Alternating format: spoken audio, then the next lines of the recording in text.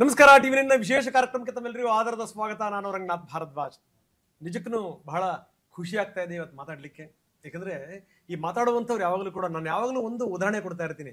ಅನಂತನಾಗ್ ಅವ್ರ ಜೊತೆ ನಾನು ಚರ್ಚೆ ಮಾಡ್ತಾ ಇದ್ದೆ ಒಂದ್ಸರಿ. ಅವಾಗ ಅವ್ರು ಹೇಳಿದ್ರು, ಸರ್ ಇಷ್ಟೊಂದು ಸಹಜವಾದಂಥ ನಟನೆ ನಿಮ್ಗೆ ಹೇಗೆ ಬರುತ್ತೆ ಅಂತ. ಅವಾಗ ಅನಂತನಾಗ್ ಹೇಳಿದಂಥ ಮಾತು ಬಹಳ ಅದ್ಭುತ. ಅವ್ರು ಹೇಳ್ತಾರೆ, ನಮ್ಮದಲ್ಲ, ಎದುರುಗಡೆ ಇದ್ದಂಥವ್ರ ಮೇಲೆ ಡಿಪೆಂಡ್ ಆಗುತ್ತೆ ನಮ್ಮ ನಟನೆ, ಅದರ ಸಾಮರ್ಥ್ಯ, ಅದರ ಔಟ್ಪುಟ್ ಅದ್ರ ಮೇಲೆ ಡಿಪೆಂಡ್ ಆಗುತ್ತೆ ಅಂತ ಅವ್ರು ಹೇಳಿದ್ರು. ಅವರು ಕೆಳಗಡೆಗೆ ಬಗ್ಗಿ ನೆಲ ತೋರಿಸ್ಬಿಟ್ಟು ನಾನು ಈ ಲೆವೆಲಲ್ಲಿ ಇದ್ರೆ ಅವರು ಸ್ವಲ್ಪ ಮೇಲೆ ಬಂದ್ಬಿಟ್ರೆ ನಾನು ಈ ಲೆವೆಲಿಗೆ ಬಂದ್ಬಿಡ್ತೀನಿ ಅಂತ. ಅಂದ್ರೆ ಆ ರೀತಿ ಬಹುಶಃ ಇಷ್ಟೆಲ್ಲ ಹೇಳಿದ್ಮೇಲೆ ನಿಮಗೆ ಗೊತ್ತಾಗಿರ್ಬೇಕು, ನನ್ನ ಎದುರುಗಡೆ ಕೂತಂತ ವ್ಯಕ್ತಿಗಳು ಆ ರೀತಿ ಇದ್ದಾರೆ. ಅವರ ಜೊತೆಗೆ ಕೂತಂತ ಸಂದರ್ಭದಲ್ಲಿ ಅತ್ಯಂತ ಸಹಜವಾಗಿ ಮಾತು ಬರುತ್ತೆ. ಆ ಮಾತು ಅತ್ಯಂತ ಸಹಜವಾಗಿ ಗಾಳಿ ಬೀಸಿದಂಗೆ ನಮ್ಮನ್ನ ಕರ್ಕೊಂಡು ಹೋಗುತ್ತೆ, ಯಾವುದೇ ಸಂದೇಹ ಇಲ್ಲ. ಇಷ್ಟೆಲ್ಲ ನಾನು ಮಾತಾಡ್ತಿರುವಂಥದ್ದು ಕಾಂತಾರದ ಬಗ್ಗೆ. ಬಾ, ಏನು ಅದೆಷ್ಟು ನಿರೀಕ್ಷೆಗಳು, ಬೆಟ್ಟದಷ್ಟು ನಿರೀಕ್ಷೆಗಳು. ನೋಡಿ, ಟೀಸರ್ ಬಂದಿದ್ದು ಜನ ಒಂದು ಲೆಕ್ಕದಲ್ಲಿ ಹುಚ್ಚೆದ್ದು ಬಿಟ್ರು, ಏನಪ್ಪ ಇದು ಅಂತ. ಟೀಸರ್ ಅಲ್ಲೇ ಇಷ್ಟೊಂದು ತೋರಿಸಿದ್ದಾರೆ ಅಂತಂದ್ರೆ ಇನ್ನು ಸಿನಿಮಾದಲ್ಲಿ ಏನಿರಬಹುದು. ಆ ಕಾತರತೆ, ಇಷ್ಟೊಂದು ಹವಾ ಸೃಷ್ಟಿ ಮಾಡಿದ್ದಿದೆಯಲ್ಲ, ನಾವಂತೂ ನೋಡಿರ್ಲಿಲ್ಲ. ಅದ್ಭುತ ನಿಜಕ್ಕೂ. ಬನ್ನಿ, ಕಾಂತಾರ ಜರ್ನಿ ಜೊತೆಗೆ ಅವರ ಮುಂದಿನ ಜರ್ನಿ ಯಾವ ರೀತಿ ಇರುತ್ತೆ ಇದೆಲ್ಲದ್ರ ಬಗ್ಗೆ ಮಾತಾಡ್ಲಿಕ್ಕೆ ರಿಷಬ್ ಶೆಟ್ಟರು ನಮ್ಮ ಜೊತೆಗಿದ್ದಾರೆ. ಜೊತೆಗೆ ಅರಗಿಣಿ ರುಕ್ಮಿಣಿ ಅವರು ಕೂಡ ನಮ್ಮ ಜೊತೆಗಿದ್ದಾರೆ. ಇಬ್ಬರು ಜೊತೆಗೆ ನಾನು ಮಾತಾಡ್ತೀನಿ. ಸರ್, ಕಾರ್ಯಕ್ರಮಕ್ಕೆ ತಮಗೆ ಸ್ವಾಗತ. ಪೀಠಿಕೆನಲ್ಲಿ ತಾವು ಕೇಳಿದ್ರಿ, ನಿಜಕ್ಕೂ ಕಾಂತಾರ ಈ ರೀತಿಯ ಹವ ಎಪ್ಸಿದ್ದಿದೆಯಲ್ಲ, ಸಾಮಾನ್ಯ ಸಂಗತಿ ಅಲ್ಲ. ಶೆಟ್ರೆ, ಏನನ್ಸುತ್ತೆ?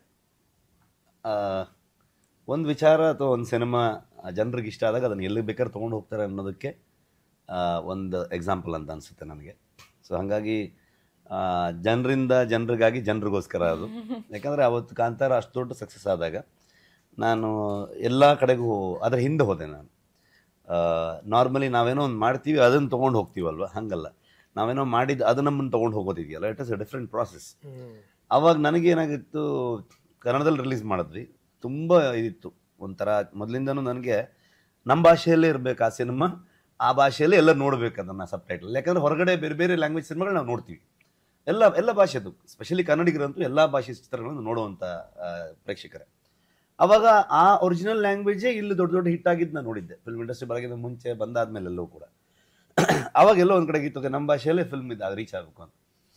ಆಮೇಲೆ ಅದು ಹೆಂಗೆ ಬೇಕಾದ್ರೆ ಆಗ್ಬೋದು, ಯಾವ್ಯಾವ ಭಾಷೆ ಬೇಕಾದ್ರೆ ಡಬ್ ಆಗ್ಬೋದು, ಏನು ಬೇಕಾದ್ರೆ ಆಗ್ಬೋದು ಅನ್ನೋ ಥರ ತೊಗೊಟ್ಟು ಅದೇ ಥರ ಹೋದಾಗ. ಬಟ್ ಸಿನಿಮಾ ರಿಲೀಸ್ ಆಗ್ತಿದ್ದಂಗೆ ಲಿಟ್ರಲಿ ವೈಲ್ಡ್ ಫೈರ್ ಥರ ಅದೊಂದು ವರ್ಡ್ ಆಫ್ ಮೌತ್ನ ಸ್ಪ್ರೆಡ್ ಮಾಡಿದ್ರು. ಅದು ಮಾಡಿದವರು ಬರೀ ಕನ್ನಡಿಗರೇ first. So first credit goes to ಕನ್ನಡಿಗರು. ಸೊ ಹಾಗಾಗಿ ಅವರು ಅದನ್ನು ತೊಗೊಂಡು ಹೋಗಿ ಅದನ್ನು ವರ್ಲ್ಡ್ ವೈಡ್ ರೀಚ್ ಮಾಡಿಸಿ ಅವರು ಅದನ್ನು ಹೆಮ್ಮೆಯ ಸಿನಿಮಾ ಆಗಿ ತೊಗೊಂಡಿರೋದು. ಹಾಗಾಗಿ ಅವರು ಮಾಡಿದಂಥ ಆಶೀರ್ವಾದ, ಅವರು ಕೊಟ್ಟಂಥದ್ದೊಂದು ಇದದು ಉಡುಗೊರೆ ಅಂತ ಹೇಳ್ಬೋದು ನಾವು. ಅದರಿಂದಾಗಿ ಇವತ್ತು ಇಂಥ ಸಿನಿಮಾ ಮಾಡೋದಕ್ಕೆ ಅವಕಾಶ ಸಿಕ್ಕಿದೆ ಅಂತ ಅನ್ಕೊಳ್ತೀನಿ ನಾನು. ಸೊ ಹಾಗಾಗಿ ಅವರೇ ತೊಗೊಂಡು ಹೋಗಿ ಪ್ಯಾನ್ ಇಂಡಿಯಾ ಮಾಡಿ ವರ್ಲ್ಡ್ ವೈಡ್ ತೊಗೊಂಡು ಹೋಗಿ ಈಗ ವಾಪಸ್ ಡೈರೆಕ್ಟ್ಲಿ ಫಸ್ಟ್ ಫಿಲ್ಮ್ ಇದೀಗ ನಂದು, ಫಸ್ಟ್ ಪ್ಯಾನ್ ಇಂಡಿಯನ್ ಫಿಲ್ಮ್ ಥರ ಹೊರಟ್ರೆ, ಫಸ್ಟ್ ಬೇರೆ ಎಲ್ಲ ಲ್ಯಾಂಗ್ವೇಜಲ್ಲಿ ಮಾಡ್ತಿರುವಂಥದ್ದು. ಸೊ ಎಲ್ಲ ಕ್ರೆಡಿಟ್ಸು, ಥ್ಯಾಂಕ್ಸು ಎಲ್ಲ ಅವ್ರಿಗೆ. ಎಂತ ಮಾತು ನೋಡಿ. ಈಗ ಲೋಕಲ್ ಟು ವೋಕಲ್ ಅನ್ನುವಂಥ ಮಾತು. ಈಗೇನು ಅಂದ್ರೆ local to vocal, vocal to global. ಅದಕ್ಕೆ ಬೆಸ್ಟ್ ಎಕ್ಸಾಂಪಲ್ ನೀವೇನೇನೆ. ಏನು ಅನಿಸ್ತಾ ಇದೆ? ಯಾಕಂದ್ರೆ ನೋಡಿ, ಹಿಂದಿನ ಚಾಲೆಂಜ್ಗಳಿದಾವಲ್ಲ, ಮೊದಲು ಆರಂಭದಲ್ಲಿ ರಿಷಬ್ ನಾವು ಜನರನ್ನು ಮುಟ್ಟಕ್ಕೆ ಟ್ರೈ ಮಾಡ್ತಾ ಇರ್ತೀವಿ. ಜನಗಳನ್ನು ಮುಟ್ಟಬೇಕು, ಜನ ನೋಡ್ಬೇಕು, ನಮ್ಮನ್ನ ಮೆಚ್ಚಬೇಕು ನಮ್ಮನ್ನ ಅಂತ ಹೇಳಿ ಅಂತ. ಆದ್ರೆ ಒಂದು ಸರಿ ಅವ್ರನ್ನ ಮುಟ್ಟದ ಮೇಲೆ ನಮ್ಮ ಮೇಲಿರುವಂತ ಭರವಸೆಯ ಭಾರ ಇದೆಯಲ್ಲ, ಅದನ್ನು ಹೊರುವಂಥದ್ದೇ ಬಹಳ ಕಷ್ಟ. ಈಗ ನಿಜಕ್ಕೂ ಅದು ದೊಡ್ಡ ಭಾರ ಇರುವಂಥದ್ದು ನಿಮ್ಮ ಮೇಲೆ. ನೋಡಿ, ನಿನ್ನೆ ನಾನೊಂದು ಎಕ್ಸಾಂಪಲ್ ಹೇಳ್ತೀನಿ, ಸುಮ್ಮನೆ ಹಂಗೆ ನಾನು ಮಾಹಿತಿ ಕಲೆಕ್ಟ್ ಮಾಡ್ತಾ ಇದ್ದೆ. ನಿನ್ನೆ 17 ನಿಮಿಷದಲ್ಲಿ 17 ಸ್ಕ್ರೀನ್ ಕಂಪ್ಲೀಟ್ಲಿ ಸೋಲ್ಡ್ ಔಟ್ ಹೊರನಲ್ಲಿ. ಇದ್ರ ಬಗ್ಗೆ ಅದು ಒಂದು ಸಿನಿಮಾ, ಅದೊಂದು ಸ್ಪಾರ್ಕ್ ಅಲ್ಲ. ಅಂದರೆ one Friday can change anything ಅಂತ ಅಂದ್ಬಿಡ್ತಾರೆ. ಲೈಫ್ ಚೇಂಜ್ ಆಗ್ಬೋದು, ಏನು ಬೇಕಾದ್ರೆ ಆಗ್ಬೋದು ಅದು. ಸೊ ಹಾಗಾಗಿ ಐ ಥಿಂಕ್ ಆ ಸಿನಿಮಾದ ಶಕ್ತಿ, ನಾವು ಆ ಸಿನಿಮಾಗೆ ತುಂಬ ಥ್ಯಾಂಕ್ಫುಲ್. ಯಾಕಂತಂದರೆ ಆ ಸಿನಿಮಾದಲ್ಲಿ ನಾವು ಇದ್ದೀವಲ್ಲ ಅನ್ನೋಂಥದ್ದು. ಯಾವತ್ತು ನಮ್ಮ ನಾನು ಮಾತಾಡ್ಬೇಕಾದ್ರೆ ರಕ್ಷಿತ್ ಒಂದು ಸಲ ಹೇಳಿದ ನೆನಪು ನನಗೆ.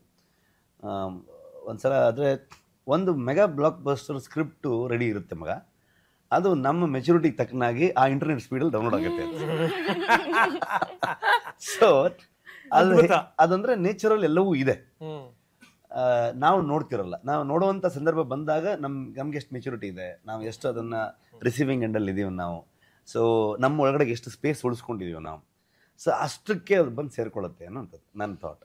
ಸೊ ಹಾಗಾಗಿ ಆ ಸಿನಿಮಾದಿಂದನೇ ಎಲ್ಲವೂ ಬಿಟ್ಟರೆ ನಮ್ಮಿಂದೇನು ಅಲ್ವಲ್ಲ.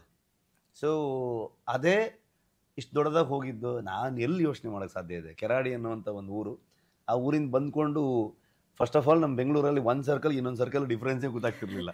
ಈಗ 5 ವರ್ಷ ಬಿಟ್ಕೊಂಡು ವಾಪಸ್ ಬೆಂಗಳೂರಿಗೆ ಬಂದೆ. ಮುನ್ನೆ ನಾನು ಬಂದಾಗ ವಾಪಸ್ ಹಂಗೆ ಆಗೋಯ್ತು, ಯಾಕಂದ್ರೆ ಮರ್ತೋಗ್ಬಿಟ್ಟಿದೆ ಎಲ್ಲ, ಊರಲ್ಲಿ ಹೋಗಿ ಸೆಟ್ಲ್ ಆಗ್ಬಿಟ್ಟಿದ್ದೀವಿ. ಹಂಗಾಗಿ ಐ ಥಿಂಕ್ ಆ ಸಿನಿಮಾದ ಇದು ಅನ್ಸುತ್ತೆ. ಇಲ್ಲಾಂದರೆ ಜಸ್ಟ್ ಸಮ್ ಮಿನಿಟಲ್ಲೆಲ್ಲ ಆ ಥರದ ಇದಾಗೋದಿದೆಯಲ್ಲ.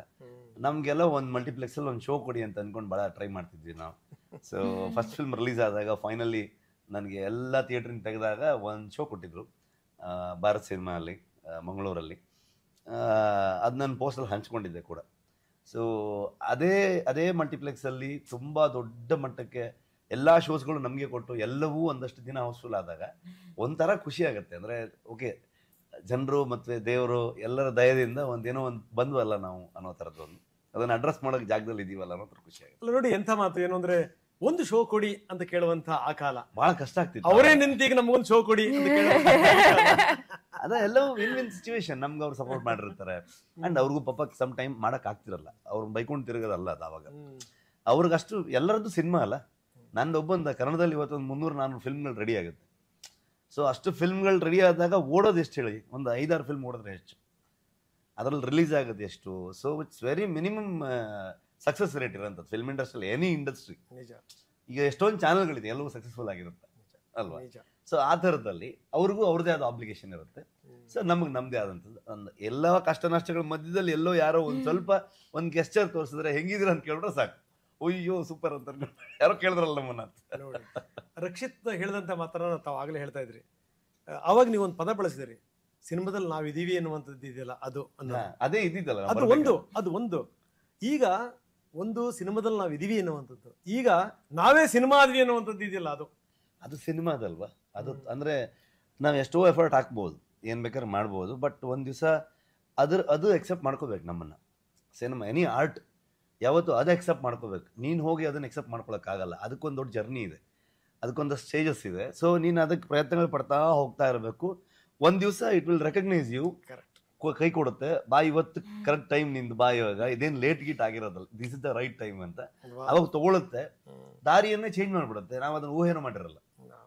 ಸೊ ಅದ್ ಕರ್ಕೊಂಡು ಹೋಗೋ ದಾರಿಲಿ ಹೋಗ್ತಾ ಇರ್ಬೇಕು ಅಷ್ಟೇ, ಎಲ್ಲವೂ ಕಲಿಸ್ತಾ ಹೋಗುತ್ತೆ ಅಂತ ಅಂತೀನಿ ನಾನು ಅಷ್ಟೇ. ನಿಜ. ಏನು ಅಂದ್ರೆ ಈ ದೇವರಿಗೆ ಮತ್ತೆ ದೈವಕ್ಕೆ ಎಲ್ಲರೂ ಕೂಡ ನನ್ನ ತಂದೆ ಅಂತಾರಂತೆ, ಆದ್ರೆ ಅವನು ಯಾರನ್ನ ಮಗ ಅಂತಾನಲ್ಲ ಅವನ ಎತ್ತರಕ್ಕೆ ಬೆಳಿತಾನೆ ಅಂತ. ತಾಯಿ ಸರಸ್ವತಿನ ಎಲ್ಲರೂ ಕೂಡ ನಮ್ಮ ಅಮ್ಮ ಅಂತಾರಂತೆ, ಆದ್ರೆ ಅವಳು ಯಾರನ್ನ ನನ್ನ ಮಗ ಅನ್ಕತಾಳೆ ಅಥವಾ ನನ್ನ ಮಗಳು ಅನ್ಕತಾಳಲ್ಲ ಅವ್ರು ತುಂಬಾ ಎತ್ತರಕ್ಕೆ ಹೋಗ್ತಾರೆ ಅಂತ. ಎಂತ ಅದ್ಭುತವಾದ ಇದು ನೋಡಿ ನೀವು. ಅಂದ್ರೆ ಆ ಪಟ್ಟಿರುವಂತ ಪಾಡೇನು ಸಾಮಾನ್ಯನ ಸರ್?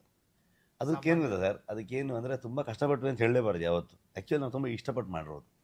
ಸೊ ನನ್ನ ಫಸ್ಟ್ ಫಿಲ್ಮ್ 2000 ಸಿನಿಮಾ ಬರೋಕ್ಕಿಂತ ಮೊದ್ಲಿನ ಕತೆ ನಾನು ಹೇಳಿದ್ದೆ ಹಂಗ ಅದೇ ಕತೆಗೆ ಬಂದೆ ಸರ್. ನೀವು ಕ್ವಶನ್ ಕೇಳಕ್ಕೆ ಬಿಟ್ಟಿಲ್ಲ ನೋಡಿ. ನಾನು ಅಂದ್ರೆ ಒಬ್ರು ಒಂದ್ಸಲ ಅಸಿಸ್ಟೆಂಟ್ DOP ಒಬ್ರು ರತ್ನವೇಲು ಅವರು ಅಸಿಸ್ಟೆಂಟ್ ಆಗಿದ್ರು, ತಮಿಳವರವರು. ನಾವು ಸೈನೈಡ್ ಅಂತ ಒಂದು ಫಿಲ್ಮ್ ಮಾಡ್ತಾ ಇದ್ವಿ. ಅವಾಗ ಅವ್ರ ಹತ್ರ ನಾನು ಕೇಳ್ತಿದ್ದೆ, ಸಿನಿಮಾ ಇಂಡಸ್ಟ್ರಿ ಬರ್ಬೇಕಾದ್ರೆ ಯಾಕೆ ಇಷ್ಟೆಲ್ಲ ಕಷ್ಟ?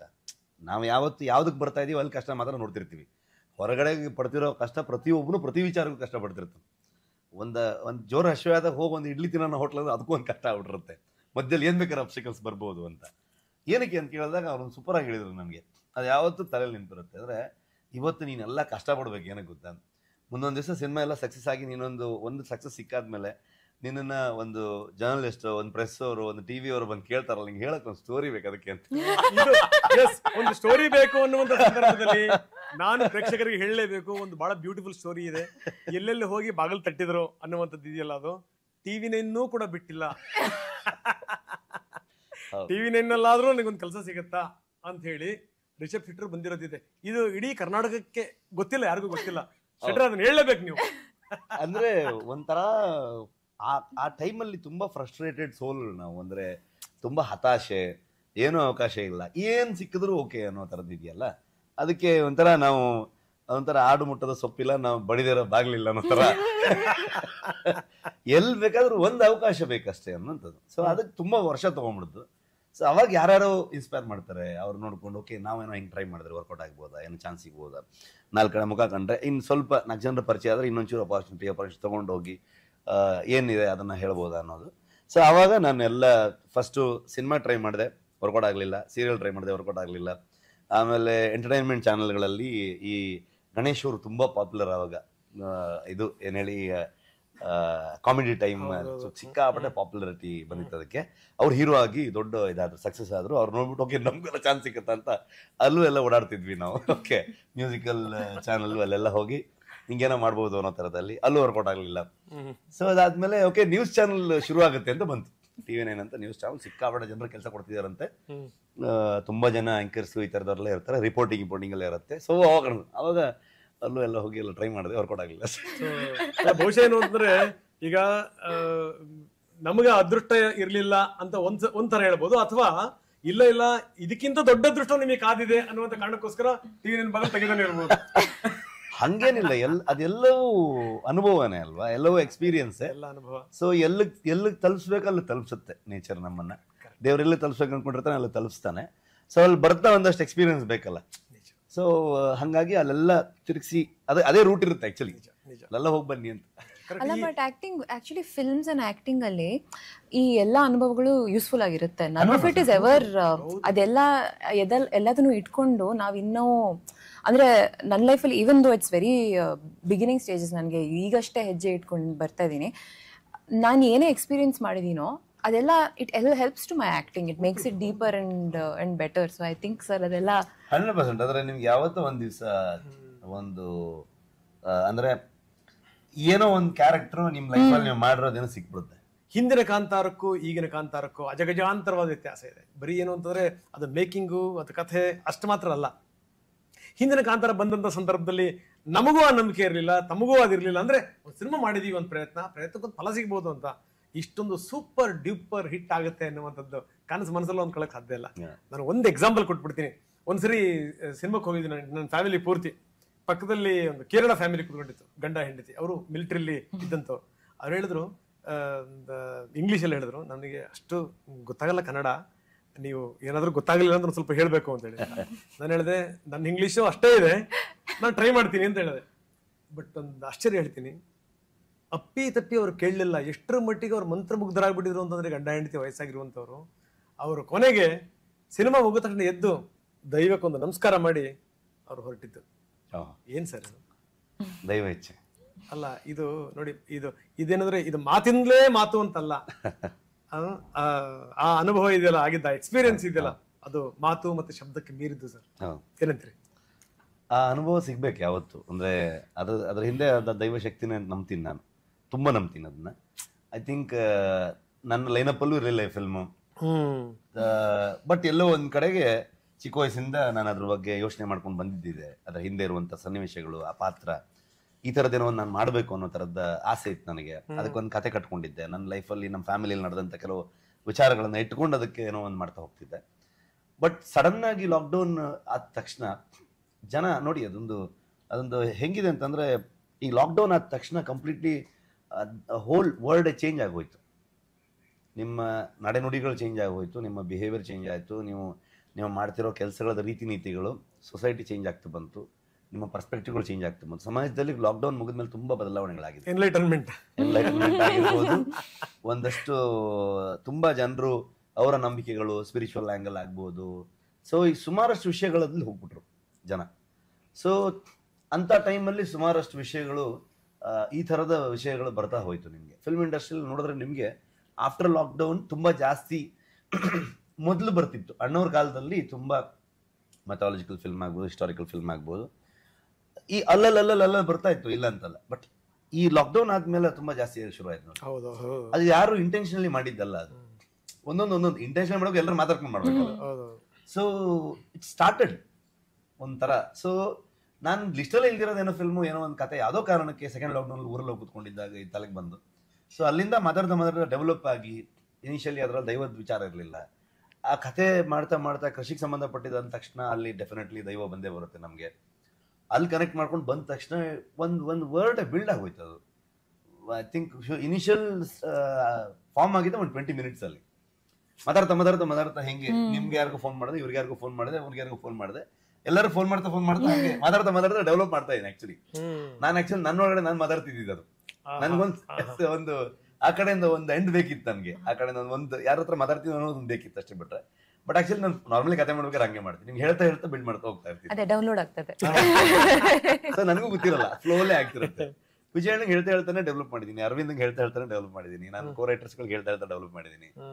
ಸೊ ಅಲ್ಲೇ ಮಾತಾಡ್ತಾ ಬೇಸಿಕಲಿ ನನ್ನ ಒಳಗಡೆ ನನಗೆ ನಂದೇ ಒಂದು ಕನೆಕ್ಷನ್ ಕೊಟ್ಕೊಂಡು ಮಾತಾಡ್ತಾ ಇರ್ತೀನಿ. ಅದನ್ನ ಆಗಿದೆ. ಎಸ್, ನಾನು ಮಾತಾಡ್ತೀನಿ, ತುಂಬಾ ಸಂಗತಿಗಳಿದೆ ಮಾತಾಡಲಿಕ್ಕೆ. ಜೊತೆಗೆ ರುಕ್ಮಿಣಿ ಮೇಡಮ್ ಹತ್ರ ಮೇಡಮ್, ಕನ್ನಡಕ್ಕೆ ಸಿಕ್ಕಂತ ಅರಗಿಣಿ ನೀವು ಆರಂಭದಲ್ಲಿ ಹೇಳ್ಬಿಟ್ಟೆ ನಾನು. ಏನು ಅಂದ್ರೆ ಈಗ ಒಂದು ಹೊಸ ಕ್ರಶ್ ಶುರು ಆಗಿದೆ, ಅದಕ್ಕೆ ಕಾರಣ ನೀವು. ನೋಡಿ, ಇಂಥ ಟೀಮ್ ಒಂದು ಭಾಗ ತಾವು, ಏನು ಅನ್ಸುತ್ತೆ? ತುಂಬ ಹೆಮ್ಮೆ ವಿಷಯ ಸರ್ ನನಗೆ. ಇಟ್ಸ್ ತುಂಬ ಬೆಳೆದಿದ್ದೀನಿ. ಅಂದರೆ ಈ ಸಿನಿಮಾ ಶೂಟ್ ಮಾಡಬೇಕಾದ್ರೆ ತುಂಬ ವಿಷಯಗಳು ಕಲ್ತಿದ್ದೀನಿ. ಲೈಕ್ ಯುನೋ ನಮ್ಮ ಕಾನ್ವರ್ಸೇಷನಲ್ಲೇ ನೀವು ನೋಡಿದ್ದೀರಾ, ರಿಷಬ್ ಸರ್ ಜೊತೆಗೆ ಮಾತಾಡಬೇಕಾದ್ರೆ ನನಗೆ ಅದು ತುಂಬ valuable. When I speak to seniors from the industry and ಅವ್ರ ಜರ್ನಿ ಹೇಗಿತ್ತೋ, ನನ್ನ ಜರ್ನಿ ತುಂಬ ಡಿಫ್ರೆಂಟ್ ಆಗಿದೆ. ಆ್ಯಂಡ್ ಹೀರೋಸ್ಗೆ ತುಂಬ ಡಿಫ್ರೆನ್ಸಸ್ ಇರುತ್ತೆ. ಬಟ್ ಸರ್ ಜರ್ನಿಯಿಂದ ನಾನು ತುಂಬ ಕಲ್ತಿದ್ದೀನಿ. ಕಂಪ್ಯಾರಿಟಿವ್ಲಿ ಸರ್, ಸೀನಿಯರಿಟಿ ಯಾವ್ದ್ರ ಮೇಲೆ ಲೆಕ್ಕ ಹಾಕಬೇಕು? ಸಂಖ್ಯೆ ಮೇಲೆ? ವರ್ಷದ ಲೆಕ್ಕ ಹಾಕಿದ್ರೆ 21 ವರ್ಷ ಆಯ್ತು ಇಂಡಸ್ಟ್ರಿ ನೋಡಿ. Please continue. ಸೊ ಅದೇ ನಾನು ತುಂಬಾ ಕಲ್ತಿದ್ದೀನಿ. ಆ್ಯಂಡ್ ಆಲ್ಸೋ ಈ ಸಿನಿಮಾ ಮಾಡಬೇಕಾದ್ರೆ ಜಸ್ಟ್ ಲೈಕ್ ಸರ್ ಹೇಳ್ತಾ ಇದ್ರಲ್ಲ ಇವಾಗ, ಅಂದರೆ ಆ ಕತೆನ ಹೇಳ್ಬೇಕಾದ್ರೂ ಡೆವಲಪ್ ಮಾಡ್ತಾ ಇದ್ರು, ನಾವು ಶೂಟ್ ಮಾಡ್ಬೇಕಾದ್ರೂ ಆ ಒಂದು ಕೊಲಾಬ್ರೇಟಿವ್ ಸ್ಪಿರಿಟ್ ಇಡೀ ಟೀಮ್ ಜೊತೆಗೆ ಅದು ಯಾವಾಗಲೂ ಇತ್ತು. ಸೊ ಕೆಲವೊಂದು ಶೆಡ್ಯೂಲ್ಸ್ ಬಂದಾದ್ಮೇಲೆ sir would be like, okay ಇದನ್ನ ನಾವು ಸ್ವಲ್ಪ ಇಂಪ್ರೂವ್ ಮಾಡಿದೀವಿ, ಹಿಂಗೆ ಚೇಂಜ್ ಮಾಡಿದೀವಿ. ಸೊ ಆ ಪ್ರಾಸೆಸ್ ಯಾವಾಗಲೂ ಆನ್ ಆಗಿತ್ತು. It was never, I think with creativity ಅದು ಯಾವಾಗಲೂ ಆಲ್ಮೋಸ್ಟ್ ಲೈಕ್ ಕುಕ್ಕಿಂಗ್ ಥರ. ನಾವು ಅದನ್ನ ನೋಡ್ತಾ ಸ್ವಲ್ಪ you have to keep tasting it and ಇದನ್ನು ಹೆಂಗೆ ಡೆವಲಪ್ ಮಾಡ್ಬೋದು, ಅದು ನಾನು ತುಂಬ ಕಲಿತೆ. ಆ್ಯಂಡ್ ಈ ಥರ ಒಂದು ದೊಡ್ಡ ಸ್ಕೇಲಲ್ಲಿ, and I don't mean budget scale ಅಲ್ಲ, ಅಂದರೆ ಈ ಥರ ವಿಷಯಗಳನ್ನ ಎಕ್ಸ್ಪ್ಲೋರ್ ಮಾಡೋದು ಅಥವಾ ಈ ಥರ ಲೊಕೇಶನ್ಸಲ್ಲಿ ಶೂಟ್ ಮಾಡೋದು. ಆ್ಯಂಡ್ ಸರ್ ಅದರಲ್ಲಿ ಆ್ಯಕ್ಟಿಂಗು ಮಾಡ್ತಾಯಿದ್ರು, ಡೈರೆಕ್ಷನು ಮಾಡ್ತಾಯಿದ್ರು, ರೈಟಿಂಗು ಇತ್ತು. ಆ ಎಲ್ಲ ಪ್ರಾಸೆಸಸ್ನ ನೋಡಿ ನಾನು ತುಂಬ ಕಲ್ತಿದ್ದೀನಿ. ಅಲ್ಲ, ಯಾಕಂದರೆ ನಿಮ್ಮನ್ನು ನಾನು ತುಂಬಾ ಚಿಕ್ಕ ವಯಸ್ಸಿನಿಂದ ನೋಡಿದ್ದೀನಿ. ಒಂದು 16-17 ವರ್ಷದ ಪರಿಚಯ. ನಿಮ್ಮ ತಾಯಿ ನಮ್ಗೆ ತುಂಬಾ ಆತ್ಮೀಯರು, ನನ್ನ ಜೊತೆಗೆ ತುಂಬಾ ಕಾರ್ಯಕ್ರಮಗಳೆಲ್ಲರೂ ಪಾಲ್ಗೊಂಡು. ಅಂಡ್ ನಿಮ್ಮ ತಂದೆ ಬಿಡಿ ಅವರ ಯಶೋಗಾಥೆನೇ ಬೇರೆ, ನೀವು ಬೆಳೆದು ಬಂದಿರೋಂಥ ರೀತಿನೇ ಬೇರೆ. ಈ ಸಿನಿಮಾ ನಿಮ್ಮನ್ನು ಕೈ ಹಿಡಿದಿದ್ದು, ಜೊತೆಗೆ ಇಲ್ಲಿ ಕನೆಕ್ಟ್ ಆಗಿದ್ದು ಹೇಗೆ ಅಂತ ಇಲ್ಲಿಗೆ ಐ ಥಿಂಕ್ ಸರ್ ಹೇಳ್ಬೇಕು. ಅಂದ್ರೆ ಕಾಂತಾರ ಸ್ಪೆಸಿಫಿಕ್ಲಿ ನಾವು ಸಾಗರದ ಈಚೆ ಇರೋರು, ಇವರು ಸಪ್ತ ಸಾಗರದ ಆಚೆ ಇರೋರು. ಸೊ ಆಚೆಯಲ್ಲೂ ಈಚೆ ಬಂದ್ರೆ ಇವರು ಅಷ್ಟೇ ನೋಡಿ. So it was like our own team ನಮ್ಗೆ. ಬಟ್ ಸುಪ್ತ ಸಾಗರ ಒಂದೇ ಆಗಿದೆ. ಸೊ ಹೇಮಂತ್ ರಾಯರು ವೆರಿ ಕ್ಲೋಸ್ ಫ್ರೆಂಡ್. ರಕ್ಷಿತ್ ಅಂತಂದ್ರೆ ಬಿಡಿ, ನಾನು ಮತ್ತೆ ಎಕ್ಸ್ಪ್ಲೈನ್ ಮಾಡೋದು ನೆಸೆಸಿಟಿ ಇಲ್ಲ. ಸೊ ಸಪ್ತಸಾಗರದ ಆಚೆಯಲ್ಲೂ ನಮ್ದೇ ಫಿಲ್ಮ್ ಅದು ಅನ್ನುವಂಥದ್ದು ಯಾವತ್ತು.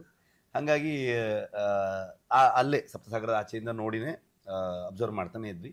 ನಾನು ಪ್ರಗತಿ ಫಿಲ್ಮ್ ನೋಡಕ್ ಹೋದಾಗ, ಪ್ರೀಮಿಯರ್ಗೆ ಹೋದಾಗ ಥಾಟ್ ಇತ್ತು ನೋಡೋಣ. ಬಟ್ ಅದರಲ್ಲಿ ತುಂಬಾ ಈ ಪಕ್ಕದ ಮನೆ ಹುಡುಗಿ ತರದ್ದೊಂದು ಪಾತ್ರ ಆಗಿರೋದ್ರಿಂದ ನಮ್ಗೆ ಇಲ್ಲಿ ಒಬ್ಳು ಕ್ವೀನ್ ಬೇಕು, ಒಂದು ಯುವರಾಣಿ ಬೇಕು ಅಂತ ಯೋಚನೆ ಮಾಡಿದಾಗ ಹೆಂಗೆ ಏನ್ ಕತೆ ಲುಕ್ ವೈಸ್ ಪಕ್ಕ ಸೂಟ್ ಆಗ್ತಾರೆ ಅನ್ನೋದು ಡೌಟೇ ಇಲ್ಲ.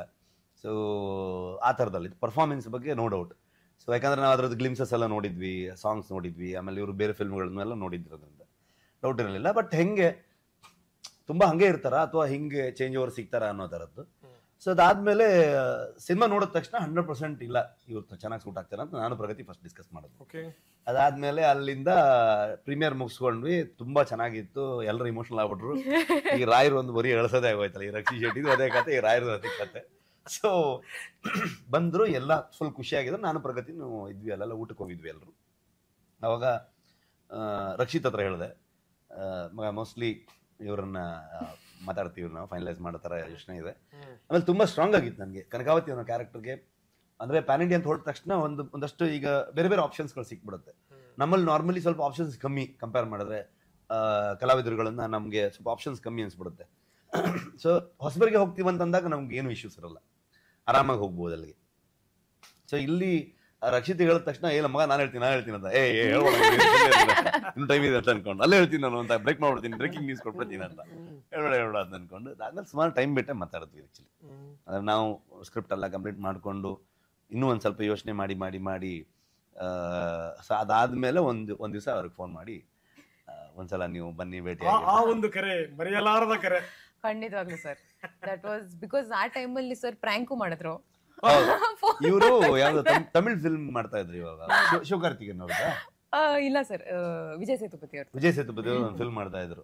ಸೊ ನಾನು ಇವ್ರಿಗೆ ಒಣಕಂಗೆ ನಾ ಪ್ರಶಾಂತ್ ಬೇಸ್ರಿಂಗೆ ಯಾಕೆ ಚಾನ್ಸ್ ಕೊಡ್ಪೀங்களா, ನೀವು ಹಿಂಗೆಲ್ಲ ವಿಜಯ್ ಸೇತುಪತಿ ಅವ್ರ ಜೊತೆಗೆಲ್ಲ ಆಕ್ಟ್ ಮಾಡ್ತಿದ್ದೀರ ಅಂತ ನಂಗೆ ಚಾನ್ಸ್ ಕೊಡ್ತೀರಾ ಅಂತೆಲ್ಲ ಇವ್ರಿಗೆ ಪ್ರ್ಯಾಂಕ್ ಮಾಡಿ ಅವರು ಫುಲ್ ಟೆನ್ಷನ್ ಆಗ್ಬಿಟ್ರಿ. ಇವ್ರು ಏನು ಯಾರು ಫುಲ್ ಯಾರು ಬೇಸ್ರಿ ಆದ್ಮೇಲೆ ಸುಮಾರು ಹೊತ್ತು ಹಿಂಗೆ ಹೇಳ್ಬಿಟ್ಟು ಆಮೇಲೆ ಹಾಯ್ ರುಕ್ಮಿಣಿ ನಾನು ರಿಷಬ್ ಮಾಡ್ತೇನೆ ಸರ್ ಅಂತ.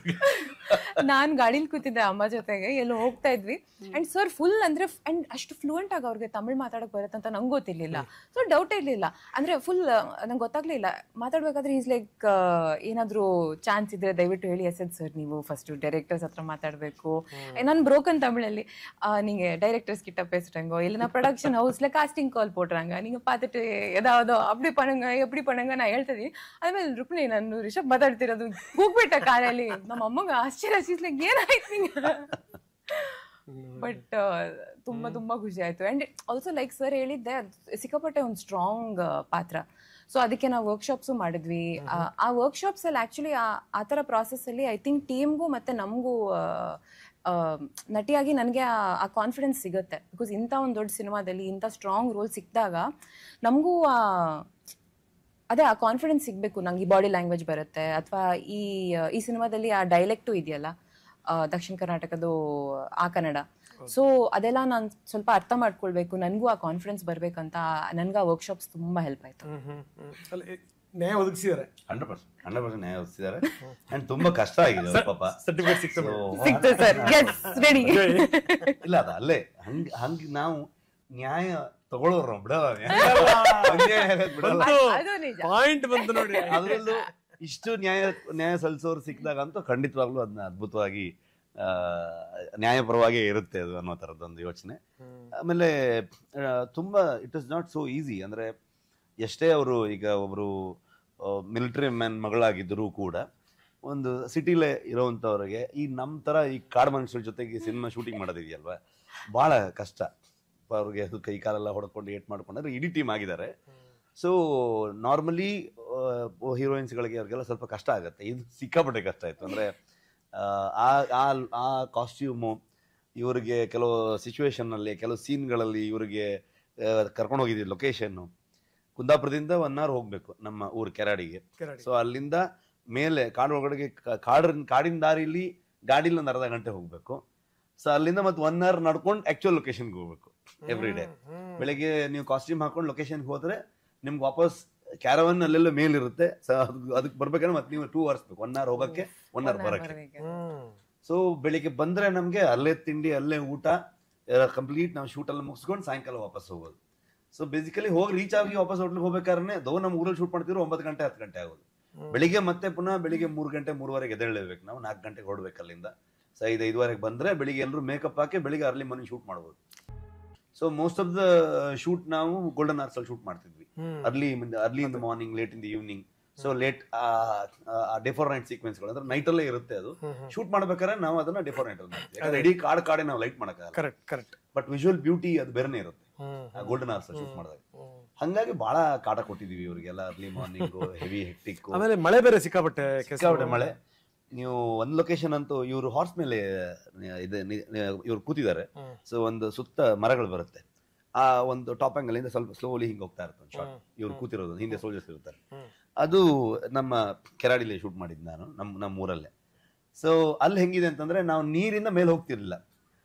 ನೀವು ಲ್ಯಾಂಡ್ಗೆ ಹಿಂಗ್ ಕಾಲಿಟ್ರೆ 50 to 100 ಲೀಚ್ ಒಟ್ಟಿಗೆ ಬಂದ್ಬಿಡೋ ಸೀದಾ.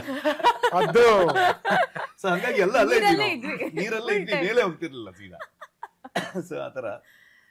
ಸೊ ಅಂದ್ರೆ ಆ ಪ್ರಾಸೆಸ್ ತುಂಬಾ ಕಷ್ಟ. ನಮ್ಗೇನಂತಂದ್ರೆ ನಾನು ಅದೇ ಊರಲ್ಲಿ ಇದ್ದವನು. ಆ ಲೊಕೇಶನ್ ಒಂದಾನೊಂದು ಕಾಲದಲ್ಲಿ ನಮ್ಮ ಫ್ಯಾಮಿಲಿಗೆ ಸಂಬಂಧಪಟ್ಟಿರುವಂಥದ್ದು.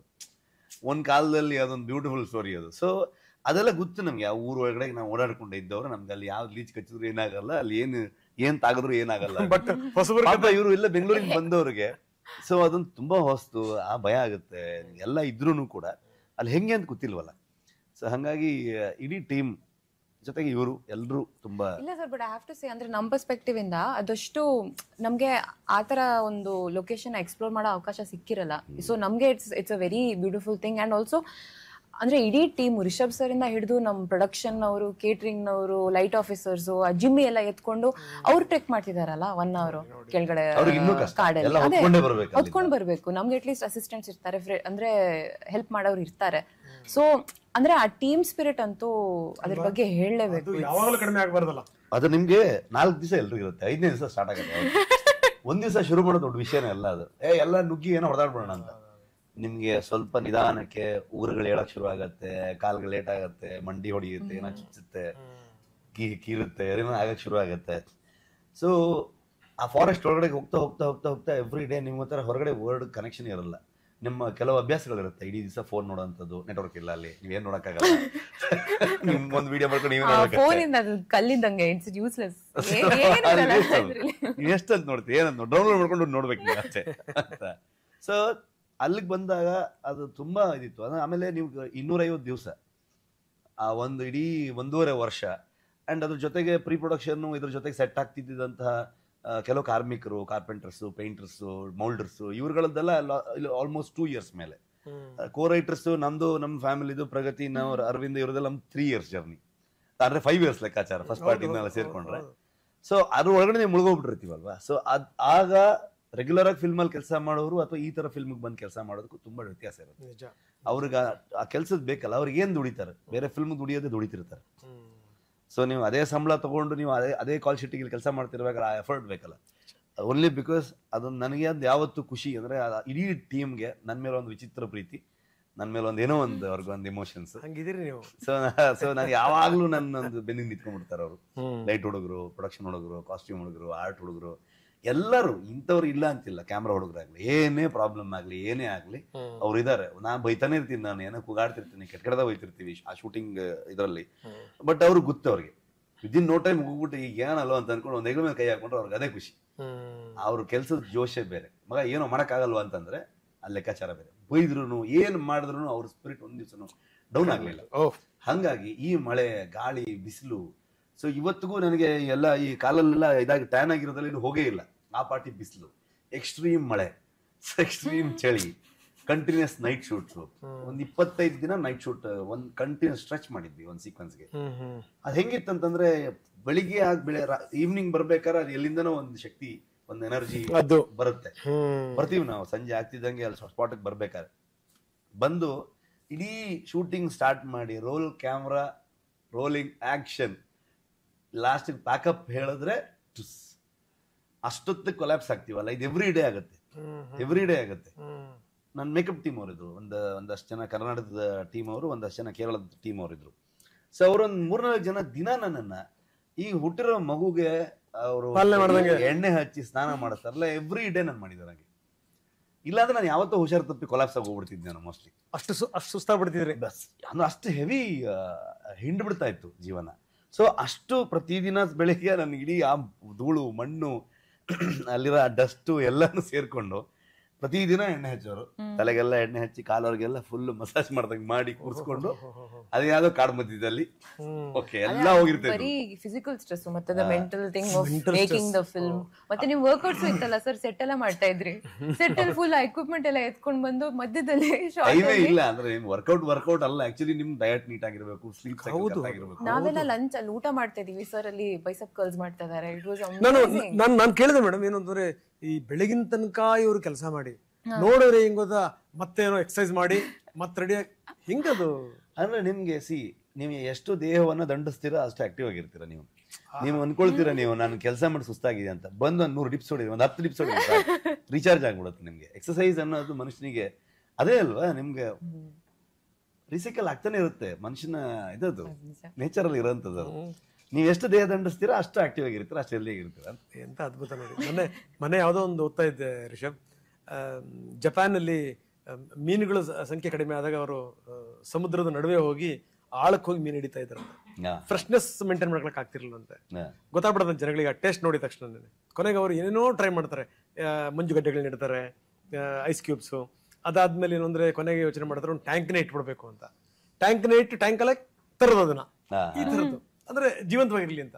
ಅದು ಗೊತ್ತಾಗ್ಬಿಡೋದು ಜನಗಳಿಗೆ, ಇಲ್ಲ ಇವ್ರು ಏನೋ ಮಾಡ್ತಾ ಇದಾರೆ, ತುಂಬಾ ಯಾಕೋ ಮೀನುಗಳದ್ದು ಸ್ವಾಸ್ಥ್ಯ ಸರಿ ಇಲ್ಲ. ಕೊನೆಗೆ ಅವ್ರೊಂದು ನಿರ್ಧಾರ ಮಾಡಿದ್ರಂತೆ, ಏನು ಅಂತಂದ್ರೆ ಆ ಟ್ಯಾಂಕ್ ಗಳಲ್ಲಿ ಸಣ್ಣ ಸಣ್ಣ ಶಾರ್ಕ್ ಗಳನ್ನ ಬಿಡಕ್ ಶುರು ಮಾಡಿದ್ರಂತೆ. ಅವು ಇದು ಯಾವಾಗಲೂ ಓಡಿಸೋದಂತೆ, ನಿರಂತರವಾದಂತ ಆಕ್ಟಿವಿಟಿ. ಅವುಗಳನ್ನು ಹೆಲ್ದಿ ಆಗಿಡ್ತಾ ಇತ್ತು, ಟೇಸ್ಟ್ ಜಾಸ್ತಿ ಮಾಡ್ತಾ ಇತ್ತು ಅಂತ. ಎಷ್ಟು ಜೀವನಕ್ಕೆ ಅನ್ವಯ ಆಗುತ್ತೆ ನೋಡಿ. ಖಂಡಿತ ಖಂಡಿತ ನಿಮ್ಗೆ ಅದೊಂದು ಇದೆ. ಅದು ಅಂದ್ರೆ ನೀವು ಎಷ್ಟೇ ಸುಸ್ತಾಗಿದ್ರು ನೀವೊಂದು ಸಣ್ಣ ಒಂದು 10 ನಿಮಿಷದ ಸ್ಟ್ರೆಚ್, ಒಂದು ವ್ಯಾಯಾಮ ತುಂಬಾ ಇಂಪಾರ್ಟೆಂಟ್. ಅದು ಮಾಡಿದ್ರೆ ನಿಮ್ಗೆ ರೀಗೇನ್ ಆಗ್ಬಿಡುತ್ತೆ, ಇಲ್ಲಾಂದ್ರೆ ಚಾನ್ಸೇ ಇರಲಿಲ್ಲ. ನಾನು ಒಂದು ಸೀಕ್ವೆನ್ಸ್ ಶೂಟ್ ಮಾಡ್ಬೇಕಾರೆ, ಇದೇ ಕಾಸ್ಟ್ಯೂಮ್ ಅಲ್ಲಿ ಸೀಕ್ವೆನ್ಸ್ ಶೂಟ್ ಮಾಡ್ಬೇಕಾದ್ರೆ ಟ್ರೈಲರ್ ಅಲ್ಲ ಜಂಪ್ ಶಾಟ್ ಇದೆ, ತುಂಬಾ ಟೇಕ್ಸ್ಗಳಾಗಿತ್ತು. ಬೇರೆ ಬೇರೆ ರೀಸನ್ಗೆ ಕ್ಯಾಮ್ರಾ ಮೂವ್ಮೆಂಟ್ ಏನೋ ಇದಾಗಿರುತ್ತೆ, ಯಾರೋ ಫೋಕಸ್ ಔಟ್ ಮಾಡ್ಬಿಟ್ಟಿರ್ತಾರೆ. ಸೊ ಆ ಥರ ಪೊಸಿಷನ್ ಕರೆಕ್ಟಾಗಿ ಬಂದಿರಲ್ಲ, ಅಥವಾ ನನ್ನ ಜಂಪಲ್ಲಿ ಏನೋ ಒಂದು ವ್ಯತ್ಯಾಸ ಆಗಿರುತ್ತೆ, ಅನ್ಕೊಂಡಂಗೆ ಏನೋ ಬಂದಿರಲ್ಲ, ತುಂಬ ಟೇಕ್ಸ್ಗಳಾಗ್ಬಿಟ್ಟಿರುತ್ತೆ. So basically it's a rope shot, ಟೈಮಿಂಗಲ್ಲಿ ಆಗ್ಬೇಕೆಲ್ಲ. ಸ್ಮೋಕ್ ಕರೆಕ್ಟ್ ಆಗಿರ್ಬೇಕು ಅಷ್ಟೊತ್ತಿಗೆ. ನಾನು ಜಂಪ್ ಮಾಡೋ ಟೈಮ್ ಚೂರು ಗಾಳಿ ಇಷ್ಟ ಹೊಡಿತಂದ್ರೆ ನಮ್ಗೆ ಹೋಗ್ಬಿಡುತ್ತೆ ಅಲ್ಲಿಗೆ. ಸೊ ಆ ಸ್ಮೋಕಿಂದ ರಿವೀಲ್ ಆಗ್ಬೇಕು ಅನ್ನೋದೊಂದು ಕಾನ್ಸೆಪ್ಟ್. ಸೊ ಆ ಥರದ ಸೀಕ್ವೆನ್ಸ್ಗಳೆಲ್ಲ, ರನ್ನಿಂಗ್ ಶಾಟ್ ಇವೆಲ್ಲ ಮಾಡಿ ಹೆಂಗಾಗ್ಬಿಡುತ್ತೆ ಅಂದರೆ, ಫಸ್ಟ್ ಒಂದು 2 ದಿವಸ 3ನೇ ದಿವಸಕ್ಕೆ ಎಲ್ಲ ಕಡೆಗೆ ಇಂಜುರಿ ಆಗ್ಬಿಟ್ಟಿತ್ತು. ಟೈಸು, ಕಾಲು, ನೀ ಎಲ್ಲ ಇದಾಗಿತ್ತು. 9 ದಿವಸನೇನೋ ಕಂಟಿನ್ಯೂಸ್ ಪೇನ್ ಕಿಲ್ಲರ್ಲೇ ಇದ್ದೆ ನಾನು. ಯಾವ್ಯಾವ ಸಂದರ್ಭದಲ್ಲಿ ಏನೇನಾಯ್ತು? I don't know explain that. ಅಂದ್ರೆ ಅದನ್ನ ಈ ನರೇಟಿವ್ ಕೌಂಟರ್ ಆಕ್ಚುಲಿ ಇದು ಆಪೋಸಿಟ್ ಆಂಗಲ್ ಅಂತ ನಾನು ಹೇಳಿದ್ದನ್ನು. ಈಗ ಒಂದು ಸೀಕ್ವೆನ್ಸ್ ಆಕ್ಷನ್ ಮಾಡ್ತಿರ್ಬೇಕಾದ್ರೆ ನಾನು that was a rope shot example ನಾನು ಹೇಳೋದು. ನಾನೊಂದು ಜಾಗದಿಂದ ಹೀಗೆ ಬಂದು ಒಂದು ರೋಲ್ ಹೊಡೆದು ಆಚೆ ಹೋಗ್ಬೇಕು. ನಾನು ನಾರ್ಮಲಿ ಒಂದು ಆಕ್ಷನ್ ಸೀಕ್ವೆನ್ಸ್ ಮಾಡ್ಬೇಕಾದ್ರೆ ಒಂದು ನುಗ್ಗಿ ಹೊಡೆದಾಡೋದಿರುತ್ತೆ ಒಂದು. ಸೊ ಕ್ಯಾರೆಕ್ಟರ್ ಹಂಗಿರೋದ್ರಿಂದ, ಸೊ ಇಲ್ಲಿಂದ ಇದು ಗ್ರೌಂಡ್ ಲೆವೆಲ್ ಅಂದ್ರೆ ಒಂದು ಸ್ವಲ್ಪ ಡೌನ್ ಇಂದ ಬರ್ಬೇಕು. ನಾನು ಬಂದು ಡೈರೆಕ್ಟ್ ಆಗಿ ಹೆಡ್ಲ್ಯಾಂಡ್ ಆಗ್ಬಿಟ್ಟಿದ್ದು ನಂದು. ಬೆಳಿಗ್ಗೆ ಒಂದು ಪೇನ್ ಕಿಲ್ಲರ್, ಸಂಜೆ ಒಂದು ಪೇನ್ ಕಿಲ್ಲರ್. ಆ ಪೇನ್ ಕಿಲ್ಲರ್ ಹಾಕಪ್ಪ, ಬೆಳಿಗ್ಗೆ ಫುಲ್ ಹೊಡೆದ ಫೈಟ್ ಪ್ಯಾಕಪ್ ಅಂತ ನಾವೇ ಹೇಳ್ಬಿಟ್ಟು ಓಕೆ ಪ್ಯಾಕಪ್. ಈ ದಿನಗಳಲ್ಲಿ ಅವರೇ ಎಷ್ಟು ನಿದ್ರೆ ಮಾಡಿರಿ ನೀವು, ಎಷ್ಟು ಕೆಲಸ ಮಾಡಿರಿ? ಹೋಗಿ ಆಯ್ತು ಅಂದ್ರೆ ಲೈಕ್ ಶೂಟ್ ಶುರುವಾದಾಗಿಂದ ಹೋಗಿದ್ದು. ಫಸ್ಟ್ ಶುರು ಮಾಡಿದ್ದೆ ನೈಟ್ ಸೀಕ್ವೆನ್ಸ್. ಸೊ ಅಂದ್ರೆ ಮ್ಯಾಕ್ಸಿಮಮ್ ಅಂದ್ರೆ 4 hours 5 hours ಮಲಗಿರ್ಬೋದು, ಹೈಯೆಸ್ಟ್ ಡ್ಯೂರೇಷನ್ ಅಂತಂದ್ರೆ. ಈಗ 3.5 ತಿಂಗಳಿಂದ ಅದು ಕೇಳಲೇಬೇಡಿ ನೀವು. ಎಷ್ಟು 1 hour 2 hours ಸಿಂಗಲ್ ಆಗ. ಇದು 3 ವರ್ಷದ ಕತೆ, 3 ವರ್ಷದ ಕತೆ. ಸೊ ಹಂಗೆ ಈಗ ನೆಕ್ಸ್ಟ್ ಸಿನಿಮಾ ರಿಲೀಸ್ ಆದ್ಮೇಲೆ ಪ್ಲಾನ್ ಇರ್ತದೆ, ಹೋಗಿ ಬಲ್ಬಿಡ್ಬೇಕು ಅಲ್ವಾ? ಬೇಕು ಅದು. ನಾವು ಇಲ್ಲಿ ಬರೋಕ್ಕಿಂತ ಮೊದಲು ಮೇಡಮ್ ನಾವು ಮಾತಾಡ್ತಾ ಇದ್ವಿ, ಇದಾದ್ಮೇಲೆ ಅವ್ರಿಗೆ ತುಂಬಾ ರೆಸ್ಟ್ ಬೇಕು, ಯಾಕಂದ್ರೆ ರೆಜುವಿನೇಟ್ ಆಗ್ಬೇಕಲ್ಲ ಸರ್. ಚೆನ್ನಾಗಿ ಅರ್ಧ ಬಿಟ್ಟಿರಿ ನೀವು, ತೇದು ಬಿಟ್ಟಿರಿ ನೀವು. ಜೊತೆ ತಾವ್ ಹೇಳ್ತಾ ಇದ್ರಿ ನೋಡಿ, ಕಾಲಲ್ಲಿರುವಂತ ಕಲೆನೇ ಹೋಗಿಲ್ಲ ಅಂತ. ನಾನು ಯಾವ್ದೋ ಒಂದು ಆಡ್ ನೋಡಿದ್ ನೆನಪಿದೆ, ಕಲೆ ಒಳ್ಳೇದು ಅಂತೇಳಿ ಅಂತ. ಕಲೆ ಒಳ್ಳೇದು, ಕಲೆಗಾರರಿಗೆ ಕಲೆ ತುಂಬಾ ಒಳ್ಳೇದು. ಯಾಕಂದ್ರೆ ಅದ್ ನೋಡಿ ನಿಮ್ ಯಶೋಗಾಥೆನ ಹೇಳ್ತಾ ಇರತ್ತದು, ಕೈ ಕೆಸರಾದ್ರೆ ಬಾಯಿ ಇಡೀ ಮೈಯೆಲ್ಲ ಕೆಸರಾಗ್ಬಿಟ್ರಿ ಏನ್ ಮಾಡೋದು. ಇವ್ರ ಕೋಪ ಇದನ್ನ ನೀವು ನೋಡಿದ್ದು ಇಲ್ಲ? ಬೇರೆಯವರು ಕೂಗಾಡಿ ನೋಡಿರ್ತಾರೆ. ಅಲ್ಲ, ಕೂಗಾಡಿರೋದು ಸರ್ ಅಂದ್ರೆ ಕೆಲವೊಂದ್ಸತಿ because we were shooting on live locations ಅಲ್ಲ, ಅಂದ್ರೆ ಅಷ್ಟು ಎಲಿಮೆಂಟ್ಸ್ ಇರುತ್ತೆ, ಅದನ್ನೆಲ್ಲದನ್ನು ಕಂಟ್ರೋಲ್ ಮಾಡೋದಕ್ಕೆ ಇಟ್ಸ್ ಅಂದ್ರೆ ಒಂದ್ ಸಿನಿಮಾದಲ್ಲಿ ಈ ಸಿನಿಮಾದಲ್ಲಿ ಅಂಡ್ ಲಾಸ್ಟ್ ಕಾಂತಾರದಲ್ಲೂ ಕೂಡ ಪ್ರಕೃತಿದು ಒಂದು ತುಂಬಾ ಇಂಪಾರ್ಟೆಂಟ್ ಎಲಿಮೆಂಟ್ ಇದೆ ಇಡೀ ಸಿನಿಮಾದಲ್ಲೂ. ಸೊ ಅದನ್ನ ನಾವು ಅಷ್ಟು ಕಂಟ್ರೋಲ್ ಮಾಡೋಕ್ಕಾಗೋದಿಲ್ಲ. ಕೆಲವೊಂದ್ಸತಿ ಜಾಸ್ತಿ ಮಳೆ ಬಂದ್ರೆ we have to stop. So ಆ ಥರ ಒಂದು ಫ್ರಸ್ಟ್ರೇಷನ್ಸ್ ಇರಬಹುದು. ಬಟ್ ಅದೇ ನಾನು ಹೇಳಿದ್ನಲ್ಲ, the team was very strong together.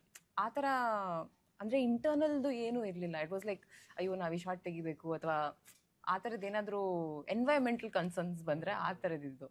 ನೋಡಿ, ಈ ಕಾಂತಾರದ್ದು ಮಾಡ್ಬೇಕಾದ್ರೆ ನೀವು 3 ತಿಂಗಳಲ್ಲಿ ಕಥೆ ಮಾಡಿದ್ರಿ, ಆಮೇಲೆ 96 ದಿನಗಳಲ್ಲಿ 96 ದಿನಗಳಲ್ಲಿ ಶೂಟಿಂಗ್ ಆಯ್ತು. ಅದಾದ್ಮೇಲೆ ಸಿನಿಮಾ ರೆಡಿ ಆಯ್ತು.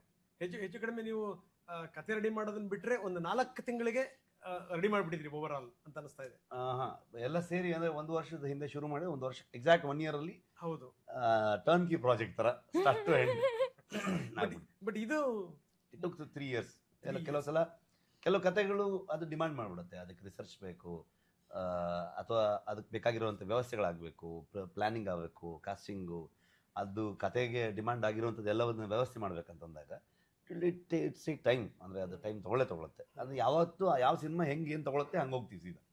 ಅದು ಟೈಮ್ ತೊಗೊಳಲ್ಲ ಅಂದ್ರೆ ನುಗ್ಗಾಡ್ ಹೊಡಿತೀವಿ. ಇದರಲ್ಲೂ ನಮ್ಗೇನು ಪುರ್ಸೊತ್ತಿದೆ ಅನ್ನೋ ಥರದಲ್ಲಿ ನಾವು ಮಾಡಿಲ್ಲ. ಇಲ್ಲಿ ನೀವು ನೋಡಿದ್ರೆ ನಾಳೆ ಏನೋ ಪಿಕ್ಚರ್ ರಿಲೀಸ್ ಮಾಡ್ತಾರೆ ಅನ್ನೋ ಥರ ಆಡ್ತಾರೆ ಎವ್ರಿ ಡೇ. ಬಟ್ 250 ದಿವಸವರೆಗೂ ಹಂಗೆ ಹೋಯ್ತದೆ.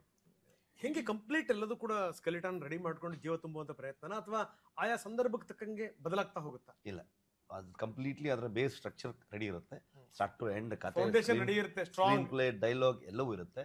ಎಲ್ಲವೂ ರೆಡಿಯಾಗಿ ಎಲ್ಲದ್ರದ್ದು ಒಂದಷ್ಟು ವರ್ಷನ್ ಆದ್ಮೇಲೆ ಸ್ಪಾಟಿಗೆ ಬಂದಾಗ ಕೆಲವು ಆಕ್ಟರ್ಗಳು ಅವರ ಇದಿರ್ಬೋದು, ಅವ್ರ ಏನೆಲ್ಲ ಪಾಸಿಬಿಲಿಟೀಸ್ ಇದೆ ಅಥವಾ ಆ ಸೀನ್ ಎಕ್ಸಿಕ್ಯೂಟ್ ಮಾಡ್ತಾ ಮಾಡ್ತಾ ನಮಗೆ ಆ ಲೊಕೇಶನ್ ಅಲ್ಲಿ ಇನ್ನೇನೋ ಐಡಿಯಾಸ್ಗಳು ಹೊಡಿಬೋದು, ಅಲ್ಲೇ ಡಿಸ್ಕಸ್ ಮಾಡ್ತೀವಿ. ಅದನ್ನ ಹಿಂಗ್ ಮಾಡೋಣ ಏನನ್ಸುತ್ತೆ ಕಂಡ್ರು ಅಂತ ಅನ್ಕೊಂಡು ನಮ್ಮ ಅರವಿಂದ DOP ಬಿಗ್ಗೆಸ್ಟ್ ಕಾಂಟ್ರಿಬ್ಯೂಷನ್ ಅವನಿಗೆ ಫಿಲ್ಮ್ಗೆ.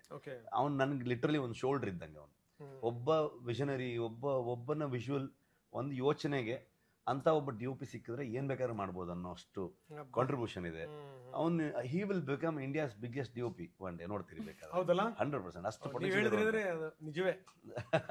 ಅಂಡ್ ನನ್ನ writers, direction team, DOP team, ಇಡೀ ಎಲ್ಲ ಟೀಮು ಸೇರ್ಕೊಂಡು ಸೊ ಆ ಐಡಿಯಾನ ನಾವು ಅಲ್ಲೇ ಡಿಸ್ಕಸ್ ಮಾಡ್ತೀವಿ, ತುಂಬಾ ಓಪನ್ ಇಟ್ಟಿರ್ತೀವಿ. ಅದನ್ನ ಅರವಿಂದ ಹೇಳಿದ್ರು ಚೆನ್ನಾಗಿದೆ ಅಂದ್ರೆ ತಗೋತೀವಿ, ನಾನೇನೋ ಹೇಳ್ತೀನಿ, ರೈಟರ್ಸ್ ಏನೋ ಹೇಳ್ತಾರೆ. ಸೊ ಇದೆಲ್ಲ ಒಂದು ಕೊಲಾಬ್ರೇಷನ್ ತರ ಹೋಗ್ತಾ ಹೋಗುತ್ತೆ. ಆ ಇಂಪ್ರೂವೈಸೇಷನ್ ಡಬ್ಬಿಂಗ್ ಅಲ್ಲೂ ಮಾಡ್ತೀವಿ ನಾವು. ಫೈನಲ್ ಔಟ್ಪುಟ್ ತೆಗಿಬೇಕಾದ್ರೆ ಏನೋ ಅನ್ಸಿದ್ರೆ ಪಟ್ಟಂತ ಸೌಂಡ್ ಇಂಜಿನಿಯರ್ ಫೋನ್ ಮಾಡ್ಬಿಟ್ಟು, ರೈಟರ್ಸ್ ಫೋನ್ ಮಾಡ್ಬಿಟ್ಟು, ಇಲ್ಲೊಂದು ಡೈಲಾಗ್ ನೋಡಿ, ಇದೊಂದು ಹಾಕ್ಬೋದು ನೋಡಿ, ಅದು ನಡೀತಾನೆ ಇರುತ್ತೆ. ಇಟ್ಸ್ ಕೀಪ್ ಆನ್, ಅದು ನಡೀತಾನೆ ಇರುತ್ತೆ, ಕಂಟಿನ್ಯೂಸ್ ಪ್ರಾಸೆಸ್. ಜೊತೆಗೆ ನಿಮಗೆ ಸಿಕ್ಕಂತ ಅಮೂಲ್ಯವಾದ ಗೆಳೆತನ ಅಂತಂದ್ರೆ ವಿಜಯ್ ಕಿರ್ಗುಂದ. 100%. ನಾನು ಒಂದ್ಸರಿ ಮಾತಾಡ್ತಾ ನಾನು ಹೇಳ್ತಾ ಇದ್ದೀನಿ, ನಾನು ಅವ್ರು ಸೇರಿದಂತ ಸಂದರ್ಭದಲ್ಲಿ ಅವರು ಆರಂಭದಲ್ಲಿ ಬೇಕಾದ ರೀತಿಯಲ್ಲಿ ಕತೆ ಹೇಳಿರ್ಬೋದು, ಆದ್ರೆ ನೀವು ಇದನ್ನ ಮಾಡಬೇಕು ಅಂತ ಹೊರಟ್ರಲ್ಲ, ದಟ್ ಇಸ್ ಇಂಪಾರ್ಟೆಂಟ್ ಸರ್. ಯಾಕಂದ್ರೆ ನೋಡಿ, ಸಿನಿಮಾ ರೆಡಿ ಆದ್ಮೇಲೆ ಎಲ್ಲರೂ ನೋಡಿ ಆನಂದ ಪಡುವಂಥದ್ದು ಅದು ಬೇರೆ ವಿಚಾರ. ಆದ್ರೆ ಕೇಳಿದಂತ ಸಂದರ್ಭದಲ್ಲಿ ಆ ಕಲ್ಪನೆ ಬರ್ಲಿಕ್ಕೆ ಸಾಧ್ಯವೇ ಇಲ್ಲ. ಅದಕ್ಕೆ ನಾನು ಯಾವಾಗಲೂ ಹೇಳ್ತಾ ಇದ್ದೀನಿ, ತಾವು DOP ಬಗ್ಗೆ ಹೇಳ್ತಾ ಇದ್ರಿ, ತಾವು ಒಬ್ಬ ಮನುಷ್ಯನ ಯೋಗ್ಯತೆ ಅರ್ಥ ಆಗಬೇಕು ಅಂದ್ರೆ ಅರ್ಥ ಮಾಡ್ಕೊಳ್ಳೋಂಥ ಯೋಗ್ಯತೆ ಆ ವ್ಯಕ್ತಿಗೆ ಇರಬೇಕು ಅಂತ. ಅದೇ ನಿಮ್ಮಲ್ಲಿ ಸುತ್ತಮುತ್ತ ಇರುವಂತವ್ರು ಅಂತ ಯೋಗ್ಯತೆ ಇರುವಂತವ್ರು ಸೇರ್ಕೊಂಡಿದ್ದಾರೆ. ತುಂಬಾ ದೊಡ್ಡ ಅಂದ್ರೆ ನಾನು ಅದರಲ್ಲಿ ಐ ಆಮ್ ಬ್ಲೆಸ್ಡ್ ಅಂತ ಅನ್ಕೊಳ್ತೀನಿ. ಇಲ್ಲಾಂದ್ರೆ ಒಂದ್ ಸೈಡ್ ಪ್ರಗತಿ, ಇನ್ನೊಂದ್ ಸೈಡ್ ವಿಜಯಣ್ಣ, ಅದೊಂದು ಹ್ಯೂಜ್ ಇದು ನನಗೆ ಒಂದು ಬ್ಯಾಕಿಂಗ್, ಒಂದು ಸಪೋರ್ಟ್ ತರದಲ್ಲಿ. ನಾನು ಶೂಟಿಂಗ್ ಹೊರಟ್ರೆ ಇವಳದು ಹರಕೆ ಶುರು ಆಗ್ತಿತ್ತು, ಇವಳು ಪ್ರೇಮ್ ಮಾಡಕ್ ಶುರು ಮಾಡ್ತಿದ್ಲು. 5 ವರ್ಷ ಆಯ್ತು, ಅವ್ರಿಗೆಲ್ಲ ಒಂದ್ ದಿವಸನೂ ಟೈಮ್ ಕೊಟ್ಟಿಲ್ಲ. ಮಕ್ಕಳು ಏನ್ ಮಾಡ್ತಾರೆ, ಏನ್ ಕತೆ, ಶೂಟಿಂಗ್ ಮುಗಿಸ್ಕೊಂಡು ಹೋದಾಗ ನೋಡೋದು, ಮಧ್ಯದಲ್ಲಿ ಬ್ರೇಕ್ ಇದ್ದಾಗ ನೋಡೋದು ಬಿಟ್ರೆ. ಸೊ ಆ ಥರದಲ್ಲಿ ಮಕ್ಕಳು ಸ್ಕೂಲಿಂಗ್ ಇಂದ ಹಿಡಿದು ಎಲ್ಲವನ್ನೂ ಅವಳು ನೋಡ್ಕೊಂಡು, ಈ ಕಡೆಗೆ ನಂದೇನು ಕತೆ ಅಂತ ನೋಡ್ಕೊಂಡು, ಸಿನಿಮಾ ಕಾಸ್ಟ್ಯೂಮ್ ಮಾಡ್ಕೊಂಡು, ಅಷ್ಟು ಕಾಂಟ್ರಿಬ್ಯೂಷನ್ ಅವಳದು. ಈಗ ನೀವು ಕಾಡಲ್ಲಿ ಶೂಟಿಂಗ್ ಮಾಡಿದಿರಿ, ನೀವು ಮನಸ್ಸು ಮಾಡಿದ್ರಿ ಅಂದ್ರೆ VFX ಬಳಸಿ ಏನಾದ್ರು ಮಾಡ್ಬೋದಾಗಿತ್ತು. ಇವಾಗೆಲ್ಲ ತುಂಬಾ ಜನ ಅದಕ್ಕೆ ಹೋಗ್ಬಿಡ್ತಾರೆ, ಯಾಕಂದ್ರೆ 26 ರಗಳೆಗಳು, ಪರ್ಮಿಷನ್ ತಗೊಳ್ಳೋದು ಕಷ್ಟ, ನೀವು ಅಲ್ಲಿ ಹತ್ತದ ಕಷ್ಟ, ಅಲ್ಲಿ ಏನಾದ್ರು ಅದರಲ್ಲಿ ಫಾರೆಸ್ಟ್ ಡಿಪಾರ್ಟ್ಮೆಂಟ್ಗೆ ಮತ್ತೆ ನಮ್ಮ ಮಾನ್ಯ ಅರಣ್ಯ ಸಚಿವರಿಗೆ ತುಂಬಾ ನಿಮ್ಮ ಮೂಲಕ ಥ್ಯಾಂಕ್ಸ್ ಹೇಳಲೇಬೇಕು. ಯಾಕಂದ್ರೆ ನಮಗೆ ಪರ್ಮಿಷನ್ ಎಲ್ಲ ಎಲ್ಲೆಲ್ಲಿ ಬೇಕು, ಏನ್ ಕತೆ, ನಾವು ಅದೇ ರೀತಿಯಲ್ಲಿ ಅವರಿಗೆ ಪರ್ಮಿಷನ್ ಕೇಳೋದು ಎಲ್ಲವೂ ನೀಟಾಗಿ ಮಾಡ್ಕೊಂಡು ಹೋಗ್ತಾ ಇದ್ವಿ. ಒಂದು ಕಡೆಗೆ ಸ್ವಲ್ಪ ಕಾಂಟ್ರವರ್ಸಿ ಆಗ್ಬಿಟ್ಟಿತ್ತು, ಒಂದು ಟೈಮಲ್ಲಿ ನ್ಯೂಸ್ ಆಗಿತ್ತು, ಅಲ್ಲೆಲ್ಲೋ ಏನೋ ಯಾರೋ ಒಂದಷ್ಟು ಜನ ಸುಮ್ಮನೆ ಅಲ್ಲೇನೋ ದುಡ್ಡಿಂದು ವಿಚಾರಕ್ಕೆ ಏನಕ್ಕೋ ಇದು ಮಾಡಿ ನ್ಯೂಸೆನ್ಸ್ ಆಯ್ತು ಸ್ವಲ್ಪ. ಅವಾಗ ಅವ್ರು ಯಾವತ್ತೂ ತಾಳ್ಮೆ ಕಳ್ಕೊಳ್ಳಿಲ್ಲ. ಅವರು ಅಫಿಷಿಯಲ್ಸ್ಗಳನ್ನ ಕಳಿಸಿದ್ರು, ನಾನು ಅವ್ರ ಜೊತೆ ಮಾತಾಡಿದೆ. ಅವ್ರಿಗೊಂದು ಟೆನ್ಷನ್ ಇರುತ್ತೆ, ಯಾಕಂದ್ರೆ ಜನರಾಗ್ಬೋದು, ಮಾಧ್ಯಮ ಆಗ್ಬೋದು, ಒಂದು ಪ್ರೆಷರ್ ಕ್ರಿಯೇಟ್ ಮಾಡ್ಬಿಡುತ್ತೆ ಒಂದು ಅಧಿಕಾರದ ಮೇಲೆ, ಒಂದು ಅಧಿಕಾರದಲ್ಲಿ ಇರೋರಿಗೆ. ಅವಾಗ ಅವ್ರಿಗೆ ಸರಿಯಾದ ರೀತಿಯಲ್ಲಿ ಇದು ಮಾಡ್ಬೇಕು, ಯಾರಿಗೂ ಫೇವರಿಸಮ್ ಮಾಡೋದಂಗೆ ಮಾಡ್ಬಿಟ್ರೆ ಜನರಿಗೆ ಅದ್ರ ಮೇಲೆ ನಂಬಿಕೆ ಹೋಗ್ಬಿಡುತ್ತೆ. ಅದು ತುಂಬಾ ಕ್ರಿಟಿಕಲ್ ಸಿಚುವೇಶನ್ ಆಗ್ಬಿಡುತ್ತೆ ಅವ್ರಿಗೆ. ನಾನು ಅವ್ರಿಗೆ ತುಂಬಾ ಭರವಸೆ ಕೊಟ್ಟಿದ್ದೆ, ಸರ್ ಏನು ವೈಲೇಷನ್ ಆಗದಿರೋ ಥರದಲ್ಲಿ ನನ್ನ ಜವಾಬ್ದಾರಿ ಏನೇ ಇದ್ರು ನಾನು ಅದಕ್ಕೆ ನಿಂತ್ಕೊಳ್ತೀನಿ. ನೀವೇನು ಅವ್ರು ಮುಂಚೆನೂ ಹೇಳ್ತಿದ್ರು, ನೋಡಪ್ಪ ಹಿಂಗೆಲ್ಲ ಇರುತ್ತೆ, ನೀವು ಶೂಟಿಂಗ್ ಮಾಡ್ಬಿಡ್ತೀರಾ, ಕೇರ್ಫುಲ್ಲು, ಅಲ್ಲಿ ಏನೋ ಹೆಚ್ಚು ಕಮ್ಮಿ ಆದ್ರೆ ಜನರಿಗೆ ನಾವು ಆನ್ಸರ್ ಮಾಡ್ಬೇಕಾಗತ್ತೆ. ನಾನು ನೋಡ್ರು ಒಬ್ಬ ಅದ್ಭುತ ನಾಯಕರು, ಅವರು ಒಬ್ಬ ಅದ್ಭುತ ಮಿನಿಸ್ಟರ್ ಅಂತ ಅನ್ಕೊಳ್ತೀನಿ. ಡಿಪಾರ್ಟ್ಮೆಂಟಲ್ಲೂ ಅದನ್ನೇ ಮಾತಾಡ್ತಾರೆ ಅವ್ರ ಬಗ್ಗೆ. ಅವರು ತುಂಬಾ ನೀಟ್, ಸೀದಾ ಒಬ್ರು ಆಫೀಸರ್ಸ್ ಕಳ್ಸಿದ್ರು, ಅವ್ರು ಒಳಗಡೆ ನೋಡಿದ್ರು, ಏನಿಲ್ಲ, ಅವ್ರಿಗೆಲ್ಲ ಗೊತ್ತಾಗೋಯ್ತು ಅಲ್ಲಿ ನಾವು ಮರಗಳೆಲ್ಲ ಫೋಮ್ ಇದು ಮರಗಳು, ಸಿನಿಮಾಗೆ ಯೂಸ್ ಮಾಡೋ ಮರಗಳು ಅಂತ ಗೊತ್ತಾಗೋಯ್ತು ಅವ್ರಿಗೆ. ನಾವು ಹೇಳಿದ್ವಿ, ಅಷ್ಟೆಲ್ಲ ಕಷ್ಟಪಡಕ್ಕಾಗಲ್ಲ, ಜೀವನದಲ್ಲಿ ಶಕ್ತಿ ಇಲ್ಲ, ಸೊ ಇದಾದ್ರೆ ಹೊತ್ಕೊಂಡು ಹೋಗ್ಬೋದು ನಾವು ಅನ್ನೋ ಥರದಲ್ಲಿ. ತುಂಬಾ ಅದ್ಭುತವಾದ ಸಪೋರ್ಟ್. ಫಾರೆಸ್ಟ್ ಡಿಪಾರ್ಟ್ಮೆಂಟ್ ಅವರು ಕೂಡ ಅಷ್ಟೇನೆ, ಎಲ್ಲೆಲ್ಲಿ ಶೂಟ್ ಮಾಡಿದ್ವಿ ಆ ಊರಿನವರೆಲ್ಲ. ಸೊ ಅವ್ರೆಲ್ರಿಗೂ ನಾವು ಋಣಿ, ಥ್ಯಾಂಕ್ಸ್ ಹೇಳಿ. ನಾನು ಯಾಕೆ ಈ ಮಾತನ್ನು ಹೇಳಿದೆ ಅಂತಂದ್ರೆ, ಈ ಮಧ್ಯಮ ವರ್ಗ ಮತ್ತೆ ಕೆಳ ಮಧ್ಯಮ ವರ್ಗದ್ದು ಇದೆಯಲ್ಲ ಸರ್, ಆ ಸ್ಟ್ರಗಲ್ ಇದೆಯಲ್ಲ, ಅದು ಸೋಲುವಂತ ಇದಲ್ಲ. ಜೊತೆಗೆ ಏನಂದ್ರೆ ನಾವು ಸೋಲನ್ನ ಅಷ್ಟು ಸುಲಭ ಒಪ್ಕೊಳ್ಳಲ್ಲ ಫಸ್ಟ್ ಆಫ್ ಆಲ್. ಜೊತೆಗೆ ಏನಂದ್ರೆ ನಿರಂತರವಾದ ಹೋರಾಟ. ನಾನು ಒಂದು ಎಕ್ಸಾಂಪಲ್ ಕೊಟ್ಬಿಡ್ತೀನಿ ರಿಷಬ್, ನಿಮ್ಗೆ ಇಷ್ಟ ಆಗುತ್ತೆ. ಏನಂತಂದ್ರೆ, ಈ ಕಾಡಲ್ಲಿ ಹುಲಿ ಜಿಂಕೆಯನ್ನ ಬೆನ್ನಟ್ಕೊಂಡು ಹೋಗ್ಬೇಕಾರೆ ಬಹುತೇಕ ಸಂದರ್ಭಗಳಲ್ಲಿ ಜಿಂಕೆನೆ ಅಂತ ಗೆಲ್ಲೋದು. ಯಾಕಂದ್ರೆ ಹುಲಿಗೆ ಅದೊಂದು ಆಹಾರದ ಪ್ರಶ್ನೆ ಅಷ್ಟೇ, ಜೀವ ಮತ್ತೆ ಜೀವನದ ಪ್ರಶ್ನೆ. ಸೊ ಬಹುಶಃ ಏನು ಅಂದ್ರೆ ನಿಮ್ಮ ಪ್ರತಿಯ ಎಫರ್ಟ್ ಕಾಣ್ತಿರುವಂತದ್ದು ಇದು. ಖಂಡಿತವಾಗ್ಲು ಅಂದ್ರೆ ಜೀವ ಉಳಿಸ್ಕೊಳ್ಳೋಕೆ, ಅದೇ ಕೆಲಸ ಉಳಿಸ್ಕೊಳ್ಳೋದಕ್ಕೆ ಅನ್ಕೊಂಡಿದ್ ಕೆಲಸ ಮಾಡೋದಕ್ಕೋಸ್ಕರ ಆ ಓಟ ಇದ್ದೇ ಇರುತ್ತೆ. ಓಡ್ತಾನೆ ಇರ್ತೀವಿ ನಾವು, ಹಿಂದೆ ತಿರ್ಗೆ ನೋಡಲ್ಲ, ಹಂಗ್ ಹೋಗ್ತಾ ಇರ್ತೀವಿ. ಸಾಮಾನ್ಯ ಅಲ್ಲ. ಹೌದು. ಸೊ ಆ ಹೋರಾಟ ಇದ್ದೇ ಇರುತ್ತೆ ಖಂಡಿತ ಅಲ್ವಾ. ಆಮೇಲೆ ನಮ್ಗೆ ನಾವು ಲೈಫಲ್ಲಿ ಝೀರೋಯಿಂದ ಸ್ಟಾರ್ಟ್ ಮಾಡೋದು ಅಂತೆಲ್ಲ ಹೇಳಕ್ಕಾಗೋದಿಲ್ಲ. ಹ್ಮ್ ಎಲ್ಲ ಸ್ಟಾರ್ಟ್ ಆಗಿದ್ದು ಪಾತಾಳದಿಂದ, ಮೈನಸ್ಸಿನಲ್ಲಿ ಶುರುವಾಗಿದೆ. ಹಂಗಾಗಿ ಅಲ್ವಾ? ಹಂಗಾಗಿ ಕಳ್ಕೊಳ್ಳೋದು ಏನೂ ಇಲ್ಲ. ಹ್ಮ್ ಸೊ ಯಾವ ಯಶಸ್ಸು ಹಿಗ್ಸೋದು ಇಲ್ಲ, ಯಾವ ಒಂದು ಸೋಲು ನಮ್ಮನ್ನು ಕುಗ್ಸೋದು ಇಲ್ಲ ಅನ್ನೋ ಥರದಲ್ಲಿ ಎಲ್ಲದಕ್ಕೂ ತುಂಬ ಓಪನ್ ಆಗಿರ್ತೀವಿ. ಓಕೆ ಇದು ಹಿಂಗಾಯ್ತಾ, ಓಕೆ ಥ್ಯಾಂಕ್ ಯು, ಇದು ಹಿಂಗಾಯ್ತಾ, ಓಕೆ ಸರಿ ಬನ್ನಿ ನೆಕ್ಸ್ಟ್ ಒಂದು ಮಾಡೋಣ, ಸೂಪರ್ ಆಗಿ ಅನ್ನೋ ಥರದ್ದು ಇರುತ್ತೆ. ಆ ಟೀಸರ್ ಅಲ್ಲಿ ಒಂದು ಹುಲಿ ಬೆಳೆಸಿರಿ ನೀವು, ಬಹಳ ಅದ್ಭುತವಾಗಿ ಬಂದಿದೆ. ಬಹುಶಃ ಅದೇನು ತುಂಬಾ ಡೆಪ್ತ್ ಇದೆ ಅಂತ ಅನ್ಸುತ್ತೆ. ಅದು ಒಂದು ಪಾತ್ರವಾಗಿ ಬರುತ್ತೆ, ಸುಮ್ಮನೆ ಒಂದಿನ ಇದಾಗಿ ಬರಲ್ಲ, ಪಾತ್ರವಾಗಿ ಬರುತ್ತೆ. ಅದನ್ನ VFX ತುಂಬಾ ಚೆನ್ನಾಗಿ ಮಾಡಿದ್ದಾರೆ. ಅಂದ್ರೆ MPC ಅನ್ನುವಂಥ ಒಂದು ಇಂಟರ್ನ್ಯಾಷನಲ್ ಕಂಪನಿ ಮಾಡಿರೋದು ಅದನ್ನ. ಅದ್ರ ಜೊತೆಗೆ ಭಾರತದ ಸುಮಾರಷ್ಟು ಒಂದು 20-25 ಕಂಪನಿಗಳು VFX ಕಂಪನಿಗಳು ಕೆಲಸ ಮಾಡಿದ್ದಾರೆ ಸಿನಿಮಾ ಜೊತೆಗೆ. ಅಂದ್ರೆ VFX ಯಾವತ್ತು VFX ಅನ್ಸ್ಬಾರ್ದು, ಆವಾಗಲೇ ಅದು ನಿಜವಾದ ಇದು ರಿಯಲ್ ಆಗಿ ಅನ್ಸ್ಬೇಕು. ಅದು ಸಿನಿಮಾದೊಳಗಡೆ ಬ್ಲೆಂಡ್ ಆಗ್ಬೇಕು, ಯಾವ್ದು ಕಾಣಿಸ್ಬಿಡ್ಬಾರ್ದು ಇನ್ನು. ಸೊ ಕಾಣಿಸ್ಬಿಟ್ರೆ ನಿಮ್ಗೆ ಕತೆ ಅಷ್ಟು ಡೆಪ್ತ್ ಇಲ್ಲ ಅನ್ನೋ ತರ ಅನ್ಸ್ಬಿಡುತ್ತೆ. ಸೊ ಹಂಗಾಗಿ ಅದು ತುಂಬಾ ಮರ್ಜ್ ಆಗಿ ಜೊತೆಗೆ ಬ್ಲೆಂಡ್ ಆಗಿ ಬಂದಾಗ ಪಾರ್ಟ್ ಆಫ್ ದ ಸಿನಿಮಾ ಅನ್ನೋ ತರ ಅಂದಾಗ ಅದು ನಿಜವಾದ ಸರಿಯಾದ VFX ಅನ್ನೋ ತರ. ಅಲ್ಲ, ನಿಮ್ಮ ಕಥೆ, ನಿಮ್ಮ ಚಿತ್ರಕಥೆ, ನಿಮ್ಮ ಸಂಭಾಷಣೆ, ನಿಮ್ಮ ಚಿಂತನೆಗಳಲ್ಲಿ ಏನು ಅಂತಂದ್ರೆ ಹಲವಾರು ಸಂಗತಿಗಳು ಹಾಸು ಹೊಕ್ಕಾಗಿಬಿಟ್ಟಿರ್ತವೆ. That is very very important ಒಬ್ಬ ಕಲಾವಿದನಿಗೆ, ಒಬ್ಬ ನಿರ್ದೇಶಕನಿಗೆ. ನಾನೊಂದು ಹೇಳ್ತೀನಿ, ನಿಮ್ಮ ಸಿನಿಮಾ ಎಷ್ಟರ ಮಟ್ಟಿಗೆ ಅದರ ತೀವ್ರತೆ ಪಡ್ಕೊಳ್ಳುತ್ತೆ, ಅದರ ಆಳ ತೋರಿಸುತ್ತೆ ಅಂತಂತಂದ್ರೆ ಎಲ್ಲವೂ ಇರುತ್ತೆ, ಸಮಾಧಾನ ಇರಲ್ಲ ರಾಜನಿಗೆ. ಅಲ್ಲಿಂದ ಶುರುವಾಗುತ್ತೆ ನಿಮ್ಮ ಮೊದಲ ಇದು. ಸಿನಿಮಾದಲ್ಲಿ ನಾನು ಎಷ್ಟು ಹೇಳ್ತೀನಿ ಎಷ್ಟು ಬಿಡ್ತೀನಿ ಅನ್ನೋದು ಸೆಕೆಂಡ್ರಿ. ಬಟ್ ಈಗ ವಾಪಸ್ ಬೆಮ್ಮರ ಬಗ್ಗೆ ಮಾತಾಡ್ತಿದಾರಲ್ಲ, ಅದೇ ಖುಷಿ ನನಗೆ. ಸಿನಿಮಾದಲ್ಲಿ ಬೆರ್ಮೆ ಅನ್ನುವಂಥದ್ದು ಪಾತ್ರ, ಅದು ಏನು ಎತ್ತ ಅನ್ನೋದನ್ನ ಸಿನಿಮಾದಲ್ಲೇ ನೋಡ್ಬೇಕೆ ಹೊರತು ಸೊ ಆ ಎಲ್ಲ ಕನೆಕ್ಷನ್ ನಾನೇನು ಕೊಡಕ್ ಹೋಗಲ್ಲ. ಅದೇ ಸಿನಿಮಾದಲ್ಲಿ ಎಷ್ಟು ಬರುತ್ತೆ ಏನ್ ಕತೆ ಅವ್ರು ರಿಲೇಟ್ ಮಾಡ್ಕೊಳ್ಳಿ ಅದನ್ನ ಅಂತ ಹೇಳ್ಕೊಳ್ತೀನಿ ನಾನು. ಅಲ್ಲ, ಪರಶುರಾಮನಿಗೆ ಮತ್ತೆ ಬೆರ್ಮರಿಗೆ ಏನಾದ್ರು ಇಲ್ಲ ಅಂದ್ರೆ ನಿಮ್ಗೆ ವಿಷ್ಣು ಇವನು ಶಿವ ಆ ಥರದ್ದು ಏನಾದ್ರು ಇದೆಯಾ? ಇಲ್ಲ, ಹಂಗೇನಿಲ್ಲ. ಅಂದ್ರೆ ಎರಡೂ ಇದಿದೆ ನಮ್ಮಲ್ಲಿ, ಎರಡು ವಿಚಾರಗಳನ್ನ ಹೇಳ್ತಾರೆ. ಎರಡರಲ್ಲೂ ಇರುವಂತ ಒಳ್ಳೊಳ್ಳೆ ವಿಚಾರಗಳನ್ನ ನಾವು ಎಕ್ಸೆಪ್ಟ್ ಮಾಡ್ಕೊಂಡು ಹೋಗ್ತಾ ಇರ್ತೀವಿ. ಪರಶುರಾಮದ ಸೃಷ್ಟಿ ಬಗ್ಗೆನೂ ನಮಗೊಂದಷ್ಟು ಗೌರವ ಮತ್ತೆ ಅಲ್ಲೊಂದಷ್ಟು ಇರುವಂತಹ ನಂಬಿಕೆಗಳು ಅವೆಲ್ಲವನ್ನ ನಾವು ನಂಬುವಂಥವ್ರು, ಅದನ್ನು ತುಂಬಾ ಅಭಿಮಾನದಿಂದ ನೋಡುವಂಥವ್ರು. ಬೆಮ್ಮೆರ ವಿಚಾರವನ್ನು ನೋಡಿದಾಗಲೂ ತುಂಬಾ ಭಕ್ತಿಯಿಂದ ಎಲ್ಲವನ್ನು ನೋಡುವಂಥವ್ರೆ. ಸೊ ಈ ಎರಡು ಎಲ್ಲ ಯಾವತ್ತೂ ಇರುತ್ತಲ್ವ ನಿಮ್ಗೆ. ಅಂದ್ರೆ ನಮ್ಮಲ್ಲಿ ವೈಷ್ಣವರು ಶೈವರದ್ದು ಅನ್ನುವಂತಹ ಚರ್ಚೆಗಳೇ ನಾವು ಕೇಳಿದೀವಿ. ಸೊ ಇವತ್ತಿಗೆ ಅದೇ ರೀತಿಯಲ್ಲಿ ಬೇರೆ ಬೇರೆ ಚರ್ಚೆಗಳು ಬರ್ತಾ ಹೋಗುತ್ತೆ. ಸೊ ಹಾಗಾಗಿ ಆ ವಾದ ವಿವಾದಗಳು ಚರ್ಚೆಗಳು ಇದ್ದೇ ಇರುತ್ತೆ. ಸೊ ಸಿನಿಮಾದಲ್ಲೇ ನೋಡ್ಬೇಕು ನೀವು, ನಾವು ಯಾವ ತರ ಹೇಳಕೊಟ್ಟಿದೀವಿ, ಏನ್ ಹೇಳಕೊಟ್ಟಿದೀವಿ ಅನ್ನೋದು. ಓಕೆ, ಇಲ್ಲಿ ಬೆರ್ಮರ್ ಬರುವಂತದ್ದು ಒಂದ್ ಕಡೆಗೆ, ಇನ್ನೊಂದ್ ಕಡೆಗೆ ಏನು ಅಂತಂದ್ರೆ ರಾಜ, ಜೊತೆಗೆ ವ್ಯಾಪಾರ ವ್ಯವಹಾರ ವಹಿವಾಟು, ಅಲ್ಲಿ ಬರುವಂತ ತಿಕ್ಕಾಟಗಳು ಅದೆಲ್ಲ. ಅಂದ್ರೆ ಎಲ್ಲೋ ಕಡೆ ಕದಂಬರ ಕಾಲದ್ದು ಅಥವಾ ಅದ್ರ ಹಿಂದಿಂದು ಅಥವಾ ಅದ್ರ ಛಾಯೆ ಇದೆ ಅನ್ನುವಂಥದ್ದು. ಅದ್ರ ಬಗ್ಗೆ ಕದಂಬರ ಬಗ್ಗೆ ಅಲ್ಲ, ಕದಂಬರ ಕಾಲಘಟ್ಟ. ಅಂದ್ರೆ ಬನವಾಸಿಯಲ್ಲಿ ಕದಂಬರು ಇದ್ದಿದ್ದರಿಂದ ನಮ್ಮ ಮೊದಲ ಇಡೀ ಕರುನಾಡಿನ ಅರಸರವರು, ರಾಜರವರು. ನಿಮ್ಮ ಮನಸ್ಥಿತಿ ನಾನು ತುಂಬಾ ಚೆನ್ನಾಗಿ ಅರ್ಥ ಮಾಡ್ಕೊಂಡಿರೋದ್ರಿಂದ, ಯಾಕಂದ್ರೆ ನೀವು ನೋಡ್ಲಿಕ್ಕೆ ಹಿಂಗ ಅನಿಸ್ತೀರಿ, ತುಂಬಾ ಭಾವುಕರು. ಎಷ್ಟೋ ಸಂದರ್ಭಗಳಲ್ಲಿ ಹೇಳ್ತೀರಿ, ನಾನು ಯಾವ ಸಂದರ್ಭದಲ್ಲಿ ಬೇಕಾದ್ರೂ ಬ್ಲಾಸ್ಟ್ ಆಗ್ಬಿಡ್ಬೋದು. ನನಗೆ ಅಗೈನ್ ನಿಮ್ಮ ಹಳೆಯ ಸಿನಿಮಾ ಜೊತೆಗೆ ಅದನ್ನ ನಾನು ಕಂಪೇರ್ ಮಾಡ್ತೀನಿ. ಬಂದಂತ ಅವಘಡಗಳು ಒಂದೆರಡಲ್ಲ ಸರ್. ಆ ಸಂದರ್ಭದಲ್ಲಿ ನಾನು ಸುದ್ದಿ ಅದು ಬೇರೆ ವಿಚಾರ, ಅದು. ಬಟ್ ನಾನು ಯೋಚನೆ ಮಾಡ್ತಿದ್ದೆ, ಇದನ್ನ ರಿಷಬ್ ಯಾವ ರೀತಿ ಯೋಚನೆ ಮಾಡ್ತಿರ್ಬೋದು ಅಂತ. ನನಗನ್ಸಿದ್ದು ಏನ್ ಗೊತ್ತಾ, ನೀವು ನಿಮ್ಮ ಸಂಗಡಿಗರು ಜೈಲಲ್ಲಿ ಇರ್ತೀರಿ, ರಾತ್ರಿ ನೀವು ಮಲಗಿರ್ತೀರಿ, ಮಲದಾಗ ಝಲ್ ಝಲ್ ಝಲ್ ಸೌಂಡ್ ಬರ್ತಾ ಶುರು ಆಗುತ್ತೆ. ಆಮೇಲೆ ಮ್ಯೂಸಿಕ್ ಪ್ಲೇ ಆಗುತ್ತೆ. ಅದಾಗ್ತಿದ್ದಂಗೆ ನೀವು ಎದ್ದು ಬರ್ತೀರಿ, ಎದ್ದು ಬಂದು ಕಂಬಿ ಹಿಡ್ಕೊಂಡು ನೋಡ್ತೀರಿ, ಕಣ್ಣು ಅಗಲಿಸ್ಕೊಂಡು. ಅಲ್ಲಿ ಎದುರುಗಡೆ ದೈವ ಇದೆ, ದೈವ ಸದ್ ಮಾಡ್ತಾ ಇದೆ, ನೀವು ನೋಡ್ತಾ ಇದ್ದೀರಿ. ಕೊನೆಗೆ ಒಂದ್ಸರಿ ದೈವ ತಿರುಗತ್ತಿಂಗೆ, ತಿರುಗಿ ನೋಡಿದಾಗ ಅದು ಗೊತ್ತಾಗದು, ಅಲ್ಲಿ ರಕ್ತ, ಅಲ್ಲಿ ಕಣ್ಣೀರು, ದೈವ ಅಳ್ತಾ ಇದೆ, ದೈವದ ರೋದನ. ಯಾವಾಗ ಅಲ್ಲಿ ಗುರುವ ಸತ್ತಾಗ ದೈವದ ರೋದನ ಆಯ್ತಲ್ಲ, ಡ್ಯಾಮ್ ಶೋರ್ ರಿಷಬ್, ನಿಜಕ್ಕೂ ಹೇಳ್ತೀನಿ, ನಿಮ್ಮವ್ರು ಹೋದಂತ ಸಂದರ್ಭದಲ್ಲೂ ಕೂಡ ನಿಮಗೆ ಹಂಗೆ ಅನ್ಸಿದೆ ಅಂತ. 100%. ಅಂದ್ರೆ ರಾಕೇಶನ್ನ ಕಳ್ಕೊಂಡಿದ್ದು ಒಂದು ಬಿಗ್ಗೆಸ್ಟ್ ಲಾಸ್ ನಮಗೆ. ಆಮೇಲೆ ಅವನದೆಲ್ಲ ಪೋರ್ಷನ್ಗಳನ್ನ ಮುಗಿಸಿದ್ದ, ಅವ್ನು ಮೇಜರ್ ಪೋರ್ಷನ್ಗಳನ್ನ ಮುಗಿಸಿದ್ದ, ಡಬ್ಬಿಂಗ್ ಮಾಡಿದ್ದ. ಅವ್ನು ನಮ್ದು ಶೂಟಿಂಗ್ ಲಾಸ್ಟ್ ಶಾಟ್ ಮುಗಿಸ್ಕೊಂಡು ಹೋಗಿನೇ ಒಂದು 25-30 ದಿವಸ ಆಗ್ಬಿಟ್ಟಿತ್ತು. ಸೊ ಆ ಟೈಮ್ ಲೈನಲ್ಲಿ ಒಂದಷ್ಟು ನರೇಟಿವ್ ಸೆಟ್ ಆಗ್ಬಿಡ್ತು. ಸೊ ಸ್ಪಾಟಲ್ಲಿ ಯಾವತ್ತೂ ಯಾವುದೇ ಅಹಿತಕರ ಘಟನೆ ನಡೆದಿಲ್ಲ, ಎಲ್ಲವೂ ನಡೆದಿರೋದು ನನ್ನನ್ನು ಇನ್ಕ್ಲೂಡ್ ಮಾಡ್ಕೊಂಡಿರುವಂಥದ್ದು ವಿಚಾರಗಳೇ ಬಿಟ್ಟರೆ. ಸೊ ಆವಾಗ ನಮ್ಗೆ ಆ ರಿಸ್ಕ್ಗಳಿತ್ತು. ಬಟ್ ಆವಾಗ ನಮ್ಮನ್ನು ಲಿಟ್ರಲಿ, ನಾನು ಅದನ್ನೇ ಮೊನ್ನೆ ಹೇಳಿದ್ದು, ನಮ್ಮನ್ನ ದೈವ ಹೆಂಗೆ ಬೆನ್ನಿಗೆ ನಿಂತು ನಮ್ಮನ್ನು ಕಾಪಾಡ್ಕೊಂಡು ಬಂದಿದೆ ಅಂತಂದರೆ, ಯಾವುದೂ ಕೂಡ ಕೈ ಮೀರಿ ಹೋಗುವಂಥ ಸಂದರ್ಭಗಳು ಬರಲಿಲ್ಲ. ಎಂಥದ್ದೇ ಸಿಚುವೇಶನ್ ಬಂದರೂ ಅಲ್ಲಿ ನಮಗೇನೋ ಒಂದು ಪ್ರೊಟೆಕ್ಷನ್ ಇತ್ತು ಅನ್ನೋ ಥರದ್ದು ಫೀಲ್. ಬಟ್ ಹೊರಗಡೆ ಇಂಥದ್ದೆಲ್ಲ ಆದಾಗ ಒಂದು ಇರುತ್ತೆ ಥಾಟ್, ಓಕೆ ಇದು ಹಿಂಗೆ, ಅವ್ರು ಕೆಲಸ ಮಾಡಿದವ್ರಿಗೂ ಭಯ ಶುರು ಆಗ್ಬಿಡ್ಬೋದು, ಡೌಟ್ ಶುರು ಆಗ್ಬಿಡ್ಬೋದು ಅವ್ರಿಗೆ. ಮೀಡಿಯಾದಲ್ಲಿ ಬರ್ತಿರೋ ಸರಿ ಹೌದಿರ್ಬೋದು ಅನ್ನೋ ಥರದಲ್ಲಿ.